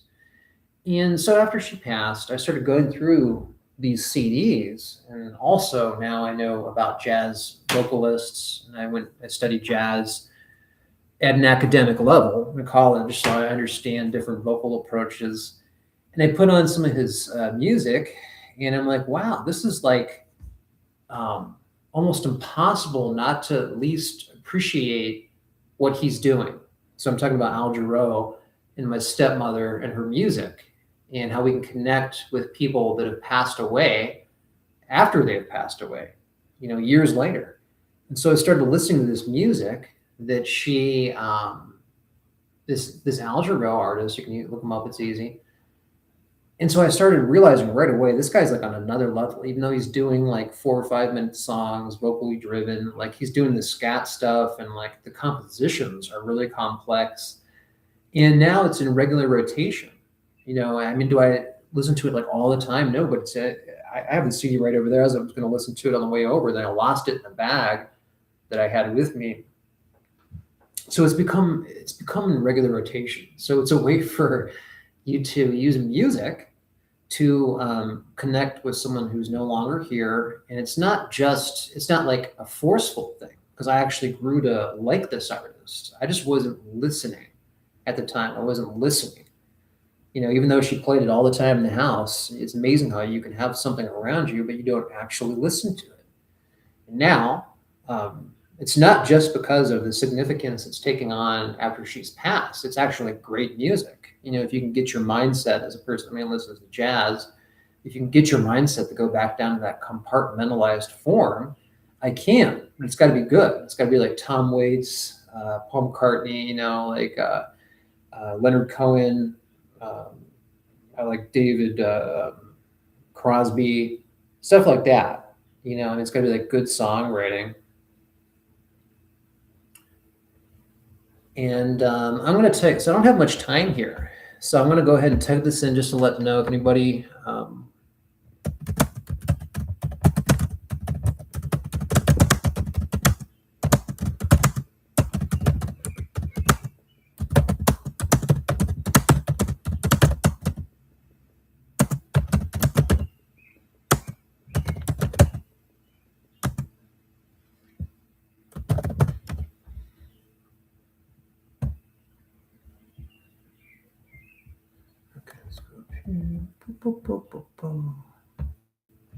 Stumbles, if anyone stumbles in here, I can meditate for lost loved ones or pets. I don't have much time here. So, this is, people don't like to face the facts on what real spiritual work is. It's not entertainment. It's not sitting around. Well, I'm not going to be specific, but it's like, learning how to help people. Now that's what you should think about Ram Dass, like real spiritual work and real work that involves cutting through the problem of evil. Yes, you will have supernatural abilities. You will be able to do certain things that defy reality, but this isn't like wizard time. You're not sitting around like you're doing like it's all about sacrifice and whittling down material items. Like when I came here, there's many things I want. I wanted some bowls, which are over there, and a tiny wooden cat and a blanket. Like little things like that. And there's a lot of things that I want to take from here that would remind me of my stepmother, but I'm not going to do that because you have to space things out. You have to learn about impermanence. Like in India, I have a lot of friends by working in the hotel business that come from India, and they're just like, come on over. Come over to India. Come to my house. You'll have servants. I'm like, no. I don't want servants. I'm okay.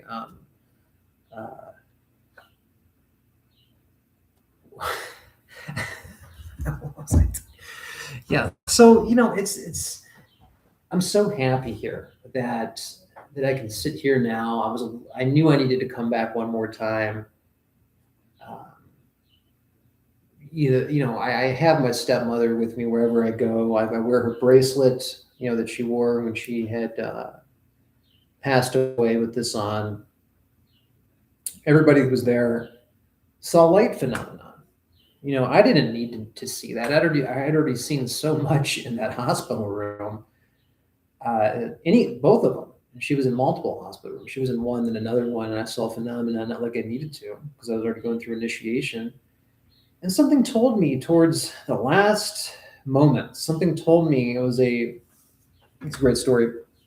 Something told me to leave, go home, and it was a totally cloudy, we call that overcast day. I mean, there was not one break of clear sky. All right. And I go home, and then something like my dad called me. He's like, "Well, where'd you go? They're saying this is going to be the last moment." So I'm like, "Well, something told me to go home. I mean, maybe it was something you guys were supposed to experience." And and it was. So I had went home. Something told me to go home, and some family members, including my sister, my father, his sisters, they were in this hospital room.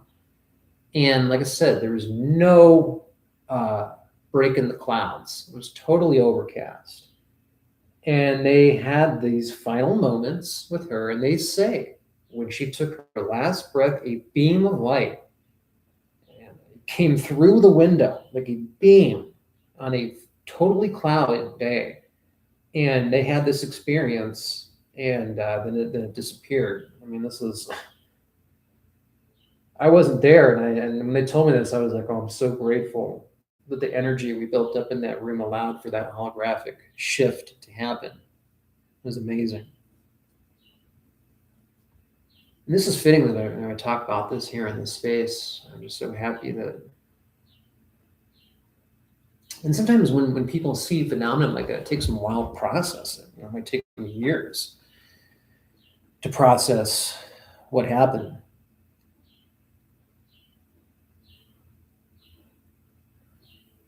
Some people don't like leaving reality. They don't like spacing out. They like having things stimulus hit them 24/7. They don't like ever getting too meditative.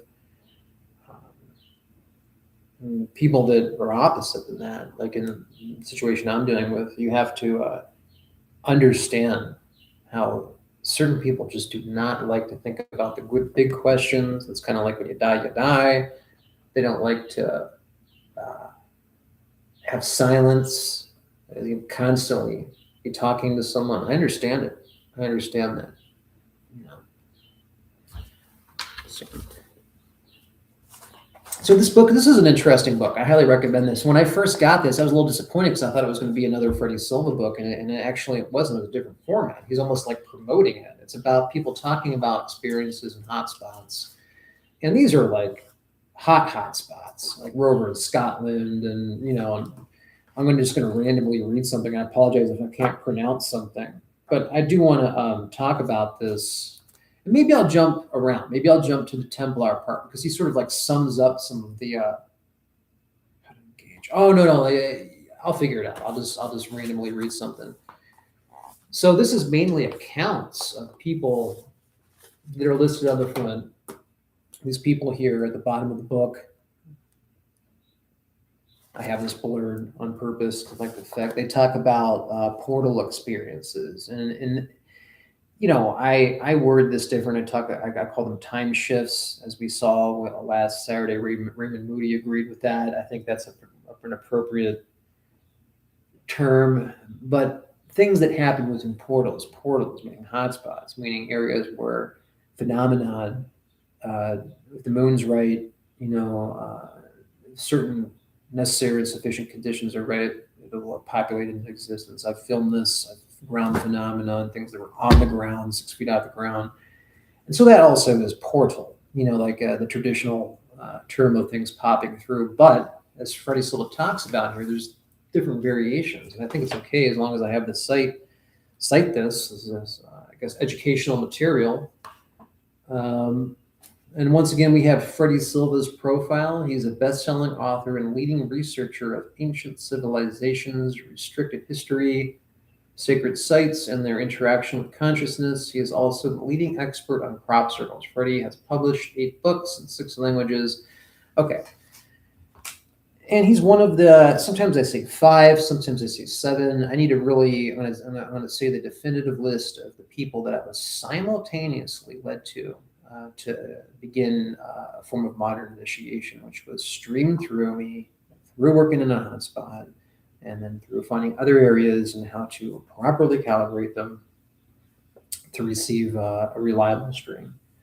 And so Freddie Silva, Rupert Sheldrake, Dave Wilcox, Dr. Lynn Kaitai, Raymond Moody, Kenneth Ring, Nag Hammadi texts, and then leading up to Rudolf Steiner, which made sense of all that. And those were the main people I focused on after this particular event, which led me in to start ordering. I came in an almost haze. I talk about this all the time. I started ordering books and started reading up to over about 100 books in about a 2-year period of various sizes. For example, the Nag Hammadi texts are one of those books, and that's not. I mean, the middle of that book is like, whew. I just wanted to get through it, But the way they have the modern versions of that, the best stuff is at the beginning and the end of it. The middle, have fun with that. It's like reading the Tibetan Book of the Dead. And I'm not saying anything bad about that. I'm just saying it's about discipline. So at the end of the book here, Mr. Silva talks about, there's a chapter called How to Engage with Portals. This is a variation. Again, we're seeing in a window that shows an even better view of that particular extreme supernatural event that happened back there about 3 years ago. When deciding to erect a church on virgin soil, early Celtic Christian monks would observe the behavior of animals, particularly cows, when they're about to give birth. When a cow in labor experiences difficulty, it breaks out of its enclosure, walks about the pasture as though searching for something, and once found, the cow moves in ever decreasing circles, crouches, and brings to the light a calf. Animals know all there is to know when it comes to sourcing the subtle force of nature and to assist them to navigate life in speed bumps. Animals are the ultimate sorcerers, source/ers, keen practitioners of at-one-ment. Assuming you do not possess the honing skills of a cow, coyote, or crow, although they exist in everyone, you need guidance when interacting with portals. I've been fortunate to have had erudite teachers along my journeys, coupled with sufficient experience working with ancient sacred places to offer candid advice. All right, let's go forward. We know that.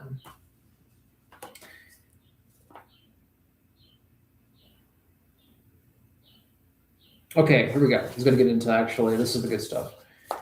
And I like his sense of humor. I don't always like the sense of humor of academics or people that cross over between like esoteric writers. But if you were to read this Steven Pinker book, I said with all due respect,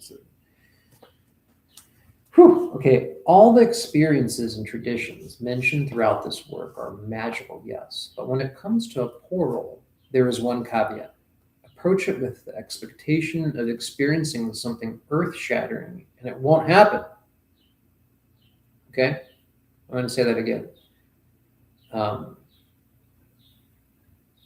at the beginning of the book, they were talking about magical experiences that happened here. And I've can confirm that the most magical or visual experiences, you will never know when it's going to happen. And if you expect it, other than things that people can self-initiate, which would not be the most visual, it won't happen. And if it is happening, when you're expecting big theatrics, you got to make sure to check yourself and say, am I polarizing this service to others? Because you're not. If you expect, let's read this again. All the experiences and tradition mentioned throughout this work are magical, yes. Meaning accounts of amazing things that happen. Yes, but when it comes to a portal, there is one caveat. Approach it with the expectation of experiencing something earth-shattering, and it won't happen. Like driving an hour to your favorite restaurant only to discover it's closed on Tuesdays. The disappointment is hard to swallow. Expectation is the handmaid of desire. If you expect enlightenment in a temple, a vision in a sacred place, or a paragraph of advice from a portal, you might get it. Yes, because it will come from your need for fulfillment. It will come from your own mind. You paid a lot of money to travel to Temple X or Sacred Mountain Y and expect to return on your investment. In my experience, this approach never turns out well. Smiley face, right? You want to mark up your books so you can easily remember things. When I was learning the Taoist, you guys know what that is, the dowsing, finding finding the currents that aborigines can naturally detect without that. So people that are not aborigines need to dowse with tools. When I was learning the Taoist, I was astonished at how easy it was to achieve instant results. Every time a natural born rodman until a real Dowser suggested, every time a natural born rodman until a real Dowser suggested that most of my results were coming from my need for validation. Ugh. It wasn't a case of cheating so much as trying too hard, forcing the outcome. Like you're moving the rods towards your confirmation bias. The rods twitched and obliged. The remedy was simple: let go of expectation, clear the mind, and be honest with myself. Honest enough to throw away 2 years of dowsing maps, sacred sites. You have to admit when you're doing something wrong. And Freddie Silva's talking about that here. A great Karl Popper, his work, his famous essays that he wrote on that. Pride swallowed. I spent another 2 years relearning everything, interacting with subtle energy to such a degree that dowsing became a second nature. My body became so attuned to telluric currents that I no longer need copper rods or pendulums. So then you've calibrated yourself to that Aborigine level where you no longer need physical tools. Now he says, now I can see energy, its directional flow, its gender, and rare occurrences, its color. I've been taught, and that's amazing. I don't remember any of this. I haven't read this book in about 2 years, and I was specifically talking about that multiple times during this 5-part series. Let's see here. He goes down, this is interesting. The Great Pyramid is the repose of intense masculine energy. It can be disconcerting, not everyone's cup of tea. For reasons unknown, we failed to secure private. Okay, wait, this is talking about he was going to some location. Hold on a second.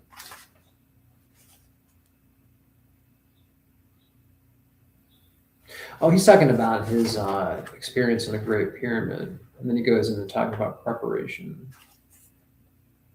Let's go ahead and read this. This is interesting.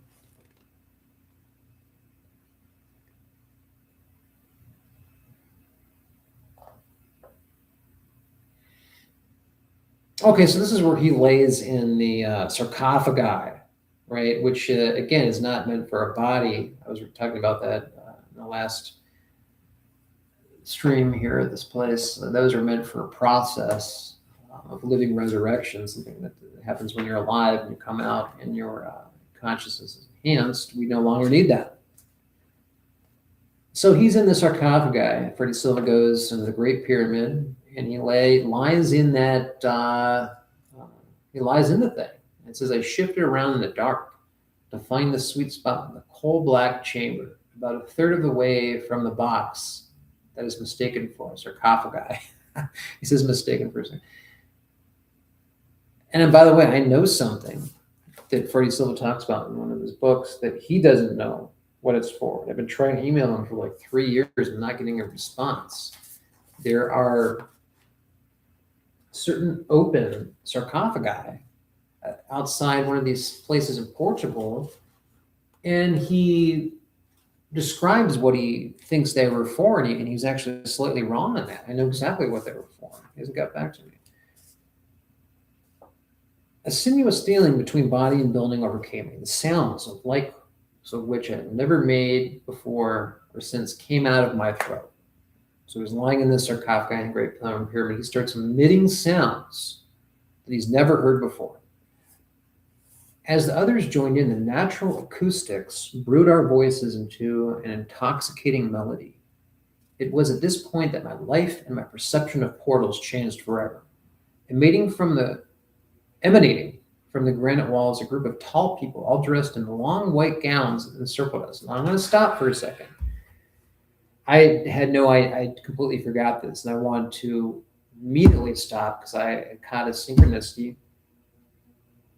As I've said before, Dr. Lim Kai-tai of the Phoenix Lights is extremely inspirational to me, and answered and talked to me and stuff like that over a period of time.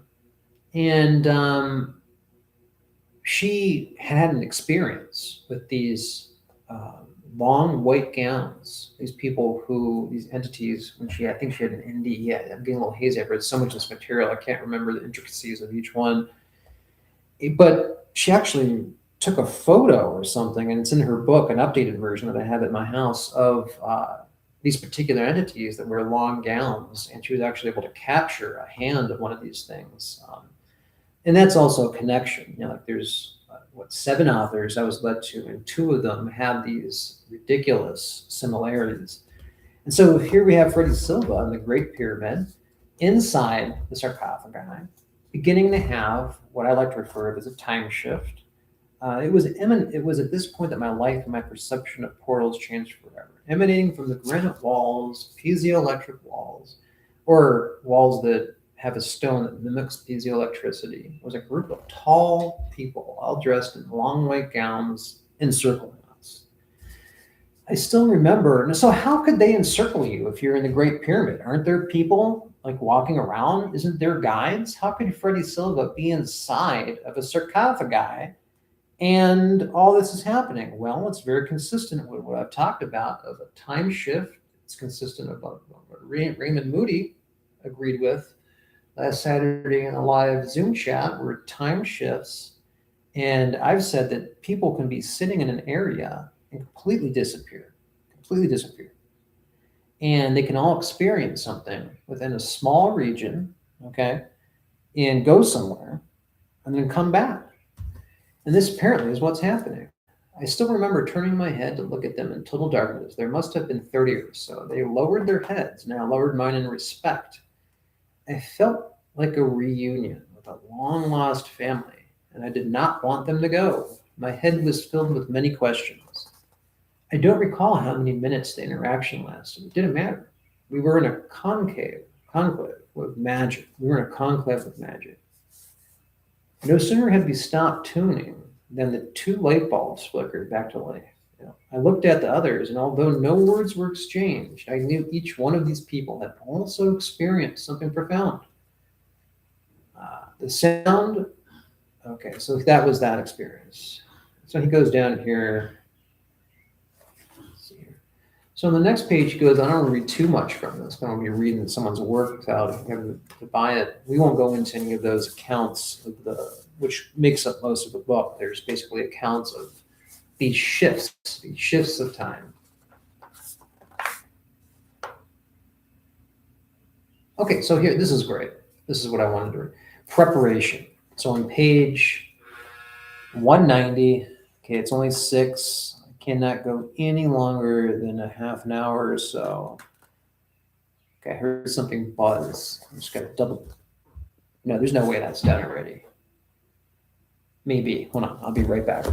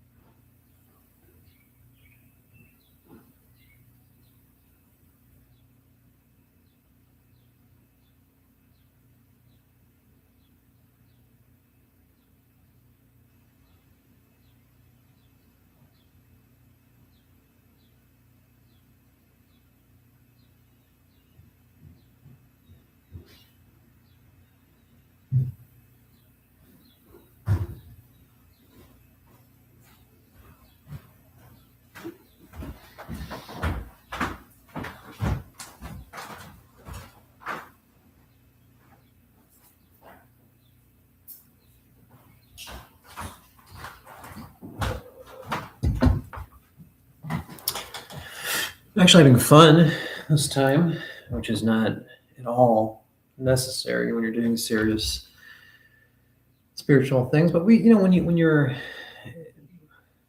going through loss, you want to have fun, you know.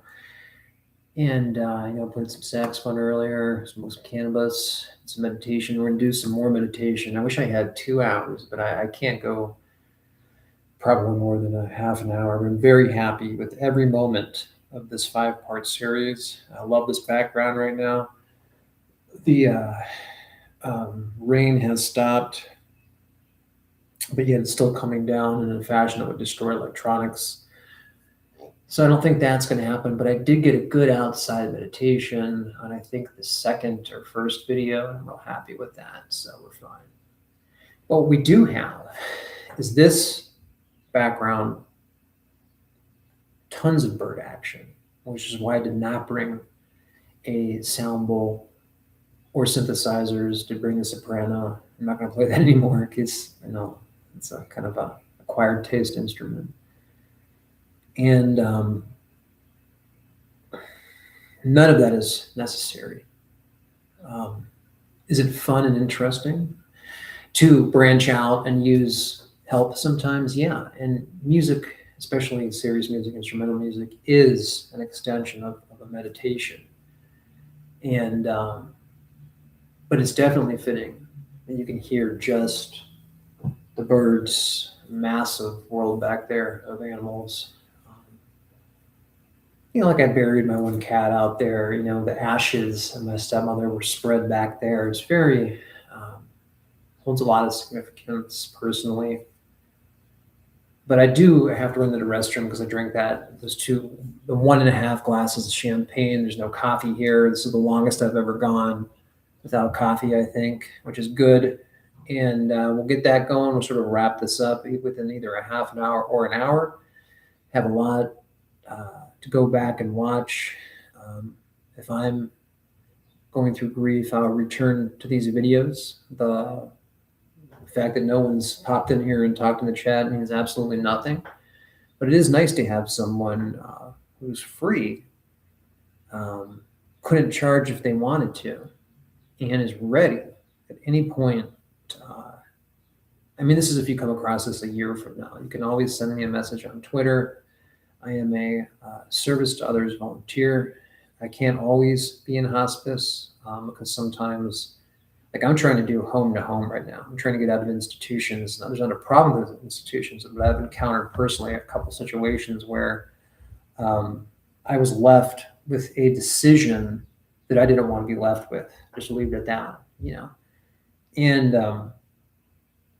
for legal reasons and things like that. So home to home is what I'm trying to transition into, but I'm not always occupied like that. So right now is a good opportunity for people to reach out Sunday through Thursday if they want me to go live, talk about loss, anything that's hard to talk about. If you're having these new ascension abilities, which are 100% happening, you want to make sure you're polarized properly. You're going to be like Chris. Oh, I don't want to name. I'm not going to name any names, but I'll be doing things that are not good and that could put you and your family at risk if you don't know how to properly calibrate your mind waves to be able to handle these new abilities. So I'll be right back.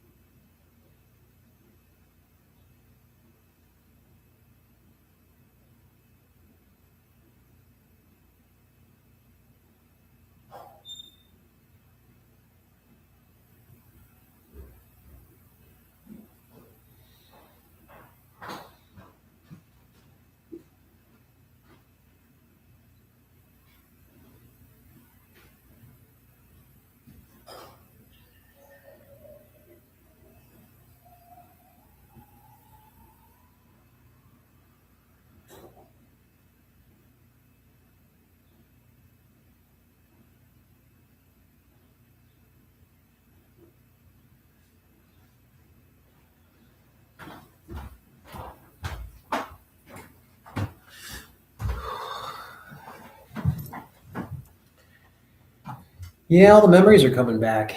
I mean, because I only spent like 2.5 official years here, but there was also like 2 years where I was kind of like in and out. I was working at this club and I spent every night at a hotel with my girlfriend. Those were fun times. They got kind of intense, but there was a lot of fun there.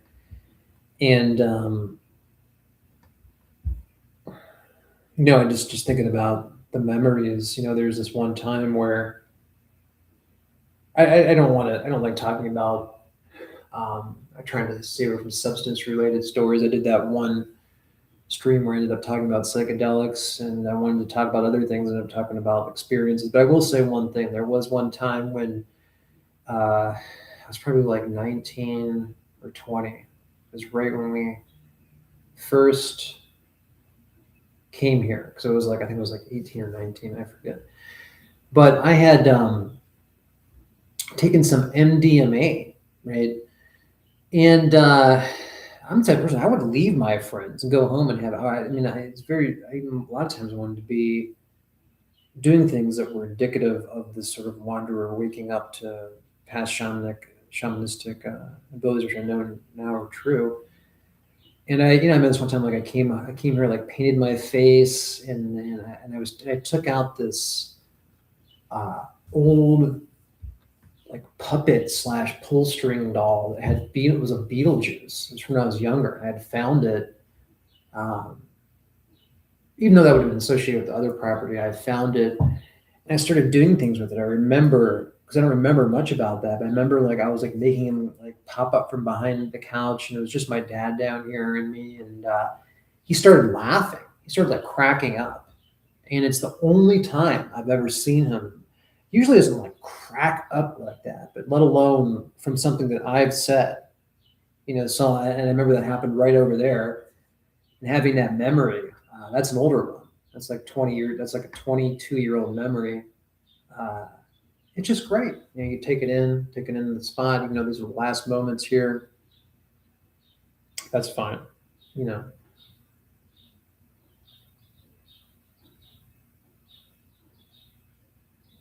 the I remember when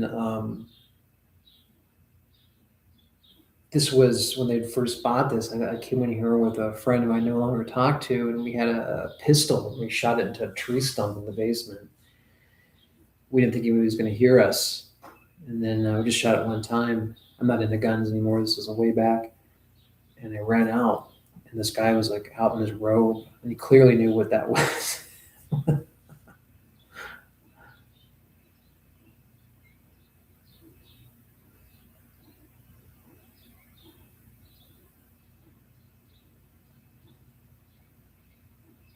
There's that time when the same friend, uh, we were always looking for side jobs so we could get some pot, whatever. And he we ended up tilling the front lawn with a garden tiller, like the entire front lawn. It's on a slant. It was like this massive project, and we did it. I think the garden tiller died towards the end. We actually tilled the soil. We did it all in one day. But I remember my stepmother. She came and like bought my friend like beer and some other things, and it didn't have to do. Wasn't taken out of what they owed us. And I remember him thinking that was so cool, because like we weren't even. I don't think we were even drinking age. We were almost drinking age. One of my favorite stories about my stepmother while I'm sitting here, the last moments, uh, I meant to say at the memorial across the way at Stan Hewitt Hall Mansion. And it was about how when I was young and I was into reading, and I started reading Stephen King books. Like I'm not into, I do respect him, but I'm into more, I don't read that anymore. I love the Dark Tower series, but I was reading a book at the time that was called Eyes of the Dragon, which was actually meant for people that were younger. I think he wrote that for his kids. And I was at a Catholic school, supposed to be Mecca, Heart of Mary, and there were women there that used to be nuns, used to like wear nun gear. And I got into a little feud about this book. And she stood up for me. My stepmother stood up for me. And I remember the book was like taken and put in the desk of the teacher, but she stood up for me but always reminded me at that age that you don't want to grow up too fast, which is something I kind of did and I regret.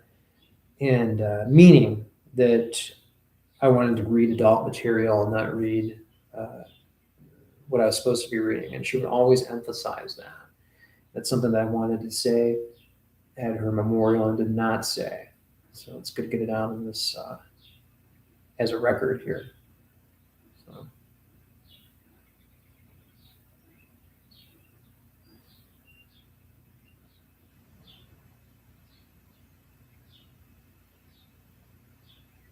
I saw her pulling out like the water slides and everything. Like she would pull out the water slides for the kids and recreate this environment that I can now remember that she did for me and my sister. And it was just amazing, like watching another generation, my sister's kids, I don't have kids, go through that here at this property. And, just walking around the house and I walked upstairs to the kids' room and opened up the closet. I looked down and there was like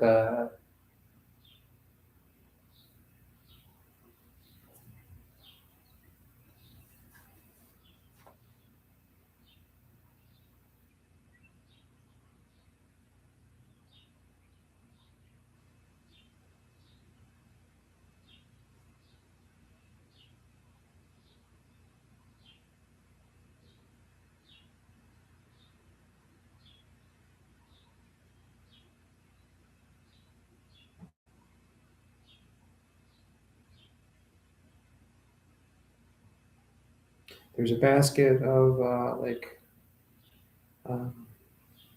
sunscreen and like a summer basket that she used to take everywhere, and it was recreated for the kids, and it was kind of on it in the closet and things had spilt out. I recognized that basket in a different form from years beforehand.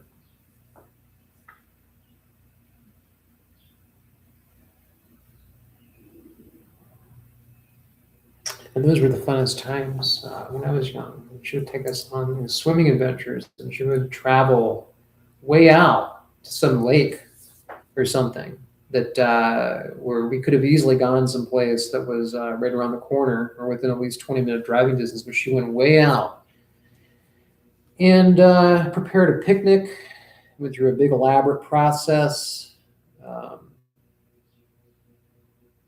That was part of the fun too, just like knowing what she would bring. And that basket I came across up there as I was going through the house looked like just this recreation of one of those summer baskets that would have all that stuff in it, that would accompany that type of adventure. It's already 6:12. So what I'll do is I'll go out there and I'll smoke a little more cannabis. Normally I don't like smoke or drink. This is really hard. And not like you ever need this, but I don't have to, I didn't work earlier, might as well do it. And then I'll come back in and do like a meditation and read preparation. And there should be about 7. I'm going to have to make this 7 because I still have laundry going on. So I'll do that.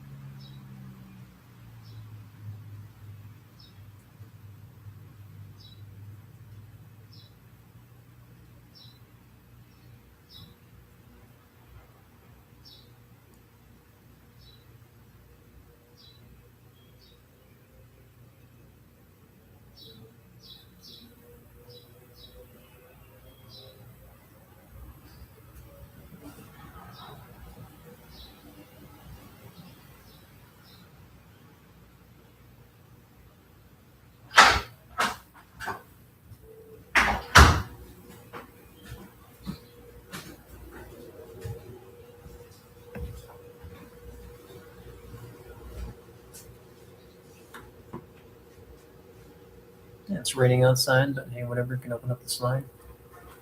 Love the light effects going on there.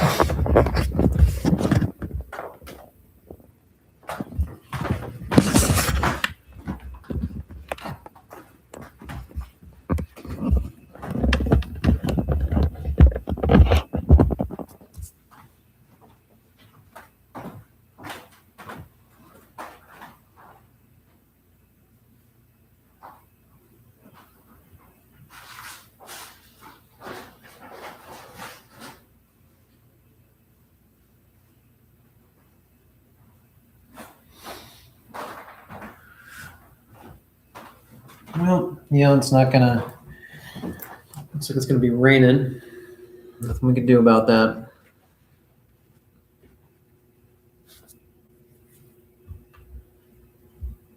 So this is it. We're gonna go ahead and wrap this up. I feel very confident about everything. Everything's good.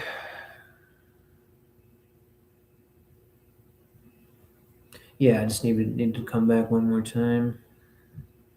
And so we conclude this by reading a little bit about portal preparation from Freddie Solo's book that I've already started reading from. We have read from Dave Wilcox's book. We Waking Up in the Dream. We heard some saxophone. We smoked some cannabis. Meditated. Talked about memories, loss, and you can re-articulate that and see it as one of the most natural lessons that anybody goes through. So natural. And we thank this lesson, loss, for allowing us the ability to use a mental, spiritual toolbox to make sense of the whole spectrum of emotions that occur at different times. And one of these time-released ways is years later. And for people like myself who have learned to see through their spiritual eye, remember the last one, I think last one or two in the series, we read that story about how at the end, I never addressed the end of that story. At the end, she's asked by the spirit entity, how do you see me? And the lady says, with my eyes. She takes away the veil. It's because she didn't see her with her eyes. She saw her with something else. The third eye ability. It's an easy way to put it. It's something that needs maintained and worked on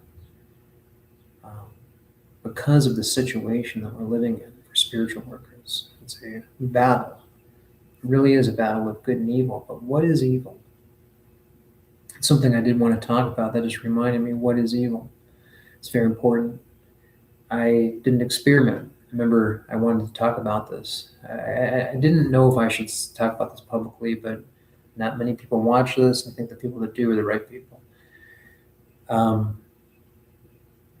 I had developed this device that could pull up entities, and to make a long story short, I took a couple people who seemed that they were interested to a certain location, and I kept telling them, we can go over here and we can meditate, what have you, but don't try to pull up things. Don't expect to be haunted. Don't expect to be scared. And they didn't want that. They wanted to see something to entertain their friends. They wanted something to pop into 3D. And, and they all had their stories because they lived in a nearby area. They all had their ghost stories. So, which is a common connection you'll find for anybody living in a hotspot region. And so I was like, you know what? Okay, we can go to this one section of the property. We can do certain things. And maybe if they see something, then they'll just stop, they'll learn the lesson, what have you. So we went into this area and I started using this device and I showed them the results and they weren't good. These disturbing entities showed up, right? The one guy looked at it and he goes, it's terrifying. Now, bear in mind, I'd had something like this happen to me 15 years prior when, the cameras on phones are not good at all. And they had blacked out all of a sudden. I wasn't ready for it, but it was also a lesson. So moving back now to this time period, he looked at it and he goes, that's terrifying. And it was on their phone.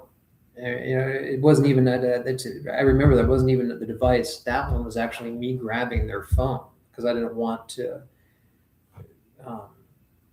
present a situation that would you create devices like a bunch of entities will show up, and you have to learn how to weed through that. I don't want to scare anybody. Yeah, so it was actually on his phone. And so then I redid the process, right? And by the way, nothing happened like that with me, and you redo the process with someone who's not in there to scare themselves. No negative entities, It's that simple. I mean, there's complexities, like I was just saying, like differentiating between what comes through when you use a device, but that's not related to how easy it is to basically polarize properly. So if you're a person who's, like doing volunteer work and you're trying to help others, but then you enter into like an echo chamber somewhere, vacuum chamber, and you're just like, F word this, F word that, that's, and you're enjoying some sort of detriment of another person, then it's not going to work. You have to completely polarize. And you have to learn to have extended periods of silence. 625, okay. This is on page 190 of this book. It's called Preparation. This is Freddie Silva talking about preparing a hotspot. Location, location, location is sound advice when it comes to selling property. The motto for approaching a sacred space is preparation, preparation, preparation. Before approaching a portal, ask yourself, what is it that I'm looking for? What is the purpose of this interaction? Be succinct and honest, feel it, be passionate with the request, but place no attachment on the outcome. Now that the intent is established, don't dwell on it, let it go. Since humans and portals share two basic ingredients, electricity and magnetism, focused intent takes on the form of a packet of energy moving through time and space. And as it does, so its content is picked up and read by every portal on the planet. That's a great way of looking at that. Its content is picked up and read by every portal on the planet. And beyond, in fact, since the electrical impulse of thought travels instantaneously, the moment an intention is formulated, every portal knows about it, even before the signal is intellectualized by the brain. That's beautiful. That's poetry. What happens next might take you by surprise. And you're packing your bags for Egypt, plans go awry, and you end up in Scotland. Your mind and your desire expected to answer to be in Egypt, but your subconscious, who knows better, was busy in the back room negotiating on your behalf at every portal. So, which Scottish stone circle responded, I have exactly what you requested. See you in a week. Scottish stone circle.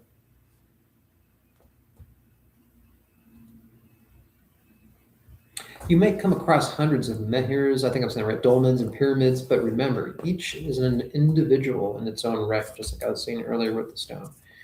Each is imbued with a set of subtleties and designed to fulfill a specific purpose. If there's a match, a connection is established, and a relationship begins. This is the same as when you're choosing a stone at a shop. It's not because it looks pretty. You might have the ugliest one in there, like the azurite that was covered in malachite. You couldn't see the blue crystals, but it had that pull, and I knew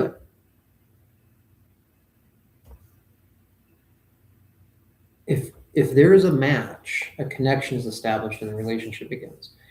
You so desperately want, okay, well, because he's doing so much comedy here.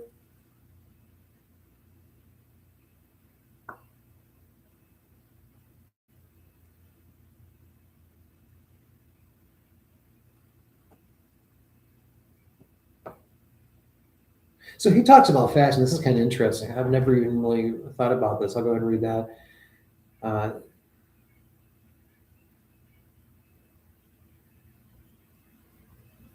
So he says that fasting for a day or two does wonders for your state of awareness in a sacred space. Wow, I must have blocked that out the first time I read this. Fasting for a day or two does wonders for your state of awareness in a sacred space. He says, I may be a carnivore at heart, but when I went to engage with the portal, 2 pieces of fruit and a bottle of water was all I need to sustain me. A lighter body provides greater clarity in my immediate spatial environment. That's a good point. I did not take that in the first time. Maybe try reducing what you eat before you head over to the Great Pyramid. Okay. It says, when approaching a sacred space, do not take your problems inside. Wow, that was weird. That was kind of what I was talking about. The site is a living, breathing organism. Put yourself in its place. Would you enjoy listening to your whining for hours? That's like when you're going to a place expecting to be scared. You're going in there messing with somebody. What do you expect? What do you expect? You're going there with a negative thought process and you want something to scare you. And and it's not like they've lived there. You're trying to draw something up. Put yourself in its place. Would you enjoy listening to your whining for hours? The burden you bring is a bundle of energy whose negative signature will imprint itself, polluting an otherwise balanced environment, leaving the next visitor to wonder why the space feels somewhat diminished. And that's how hauntings happen. You have these thought forms that just accumulate, and very easy to switch that around.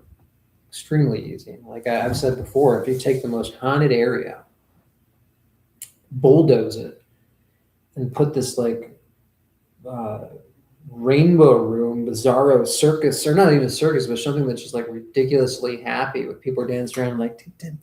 I mean, it'd be really hard to make a comedy club there. It'd be like really hard to like keep that full thought form going, and you would cut right through that. You wouldn't have that strange, uh, thing where you're standing in a haunted area and all of a sudden you hear or something like that. No, that's because there's been 100 people in there that have thought that and wanted that, and so it's giving you what you want. I mean, I've tested this on instruments. You just you cut right through it, and just by staying in a positive, loving mindset, you don't take any of that in, and you will be tested the first time, regardless. Yeah, working with sacred space requires you to be present and paradoxically not present. The ideal is to find yourself in a state between asleep and awake, one foot in the physical and the other in the ethereal. And it does not require ingesting drugs. In fact, they only get in the way. This is what he says here. And I'm not going to stick my opinion there at all. This is Freddie Silva's material. I'm not going to interject my opinion at all.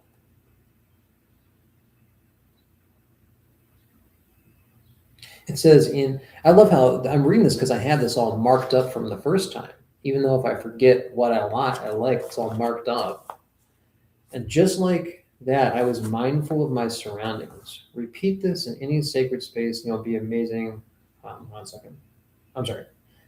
It says the atmosphere inside a portal feels denser, like liquid that isn't wet. Like liquid that isn't wet.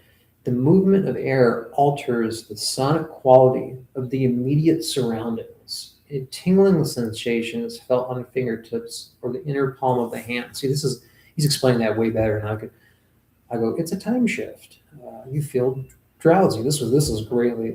All these sensations can be experienced with your enhanced sensitivity. Practiced again and again, your awareness expands and inevitability draws you to that special spot you are searching for. Wow, that's amazing.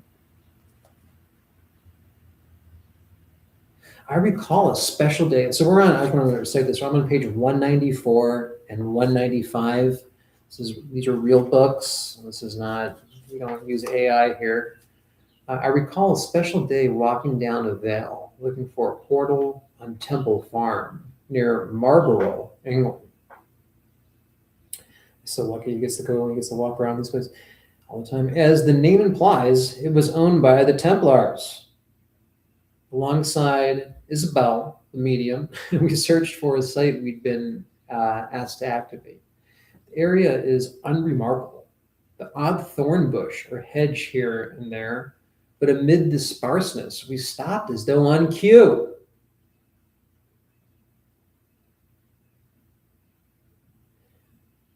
We felt that density of air, the muffled sound. We were standing in the portal. All it took was focused intent and mindfulness, nothing more.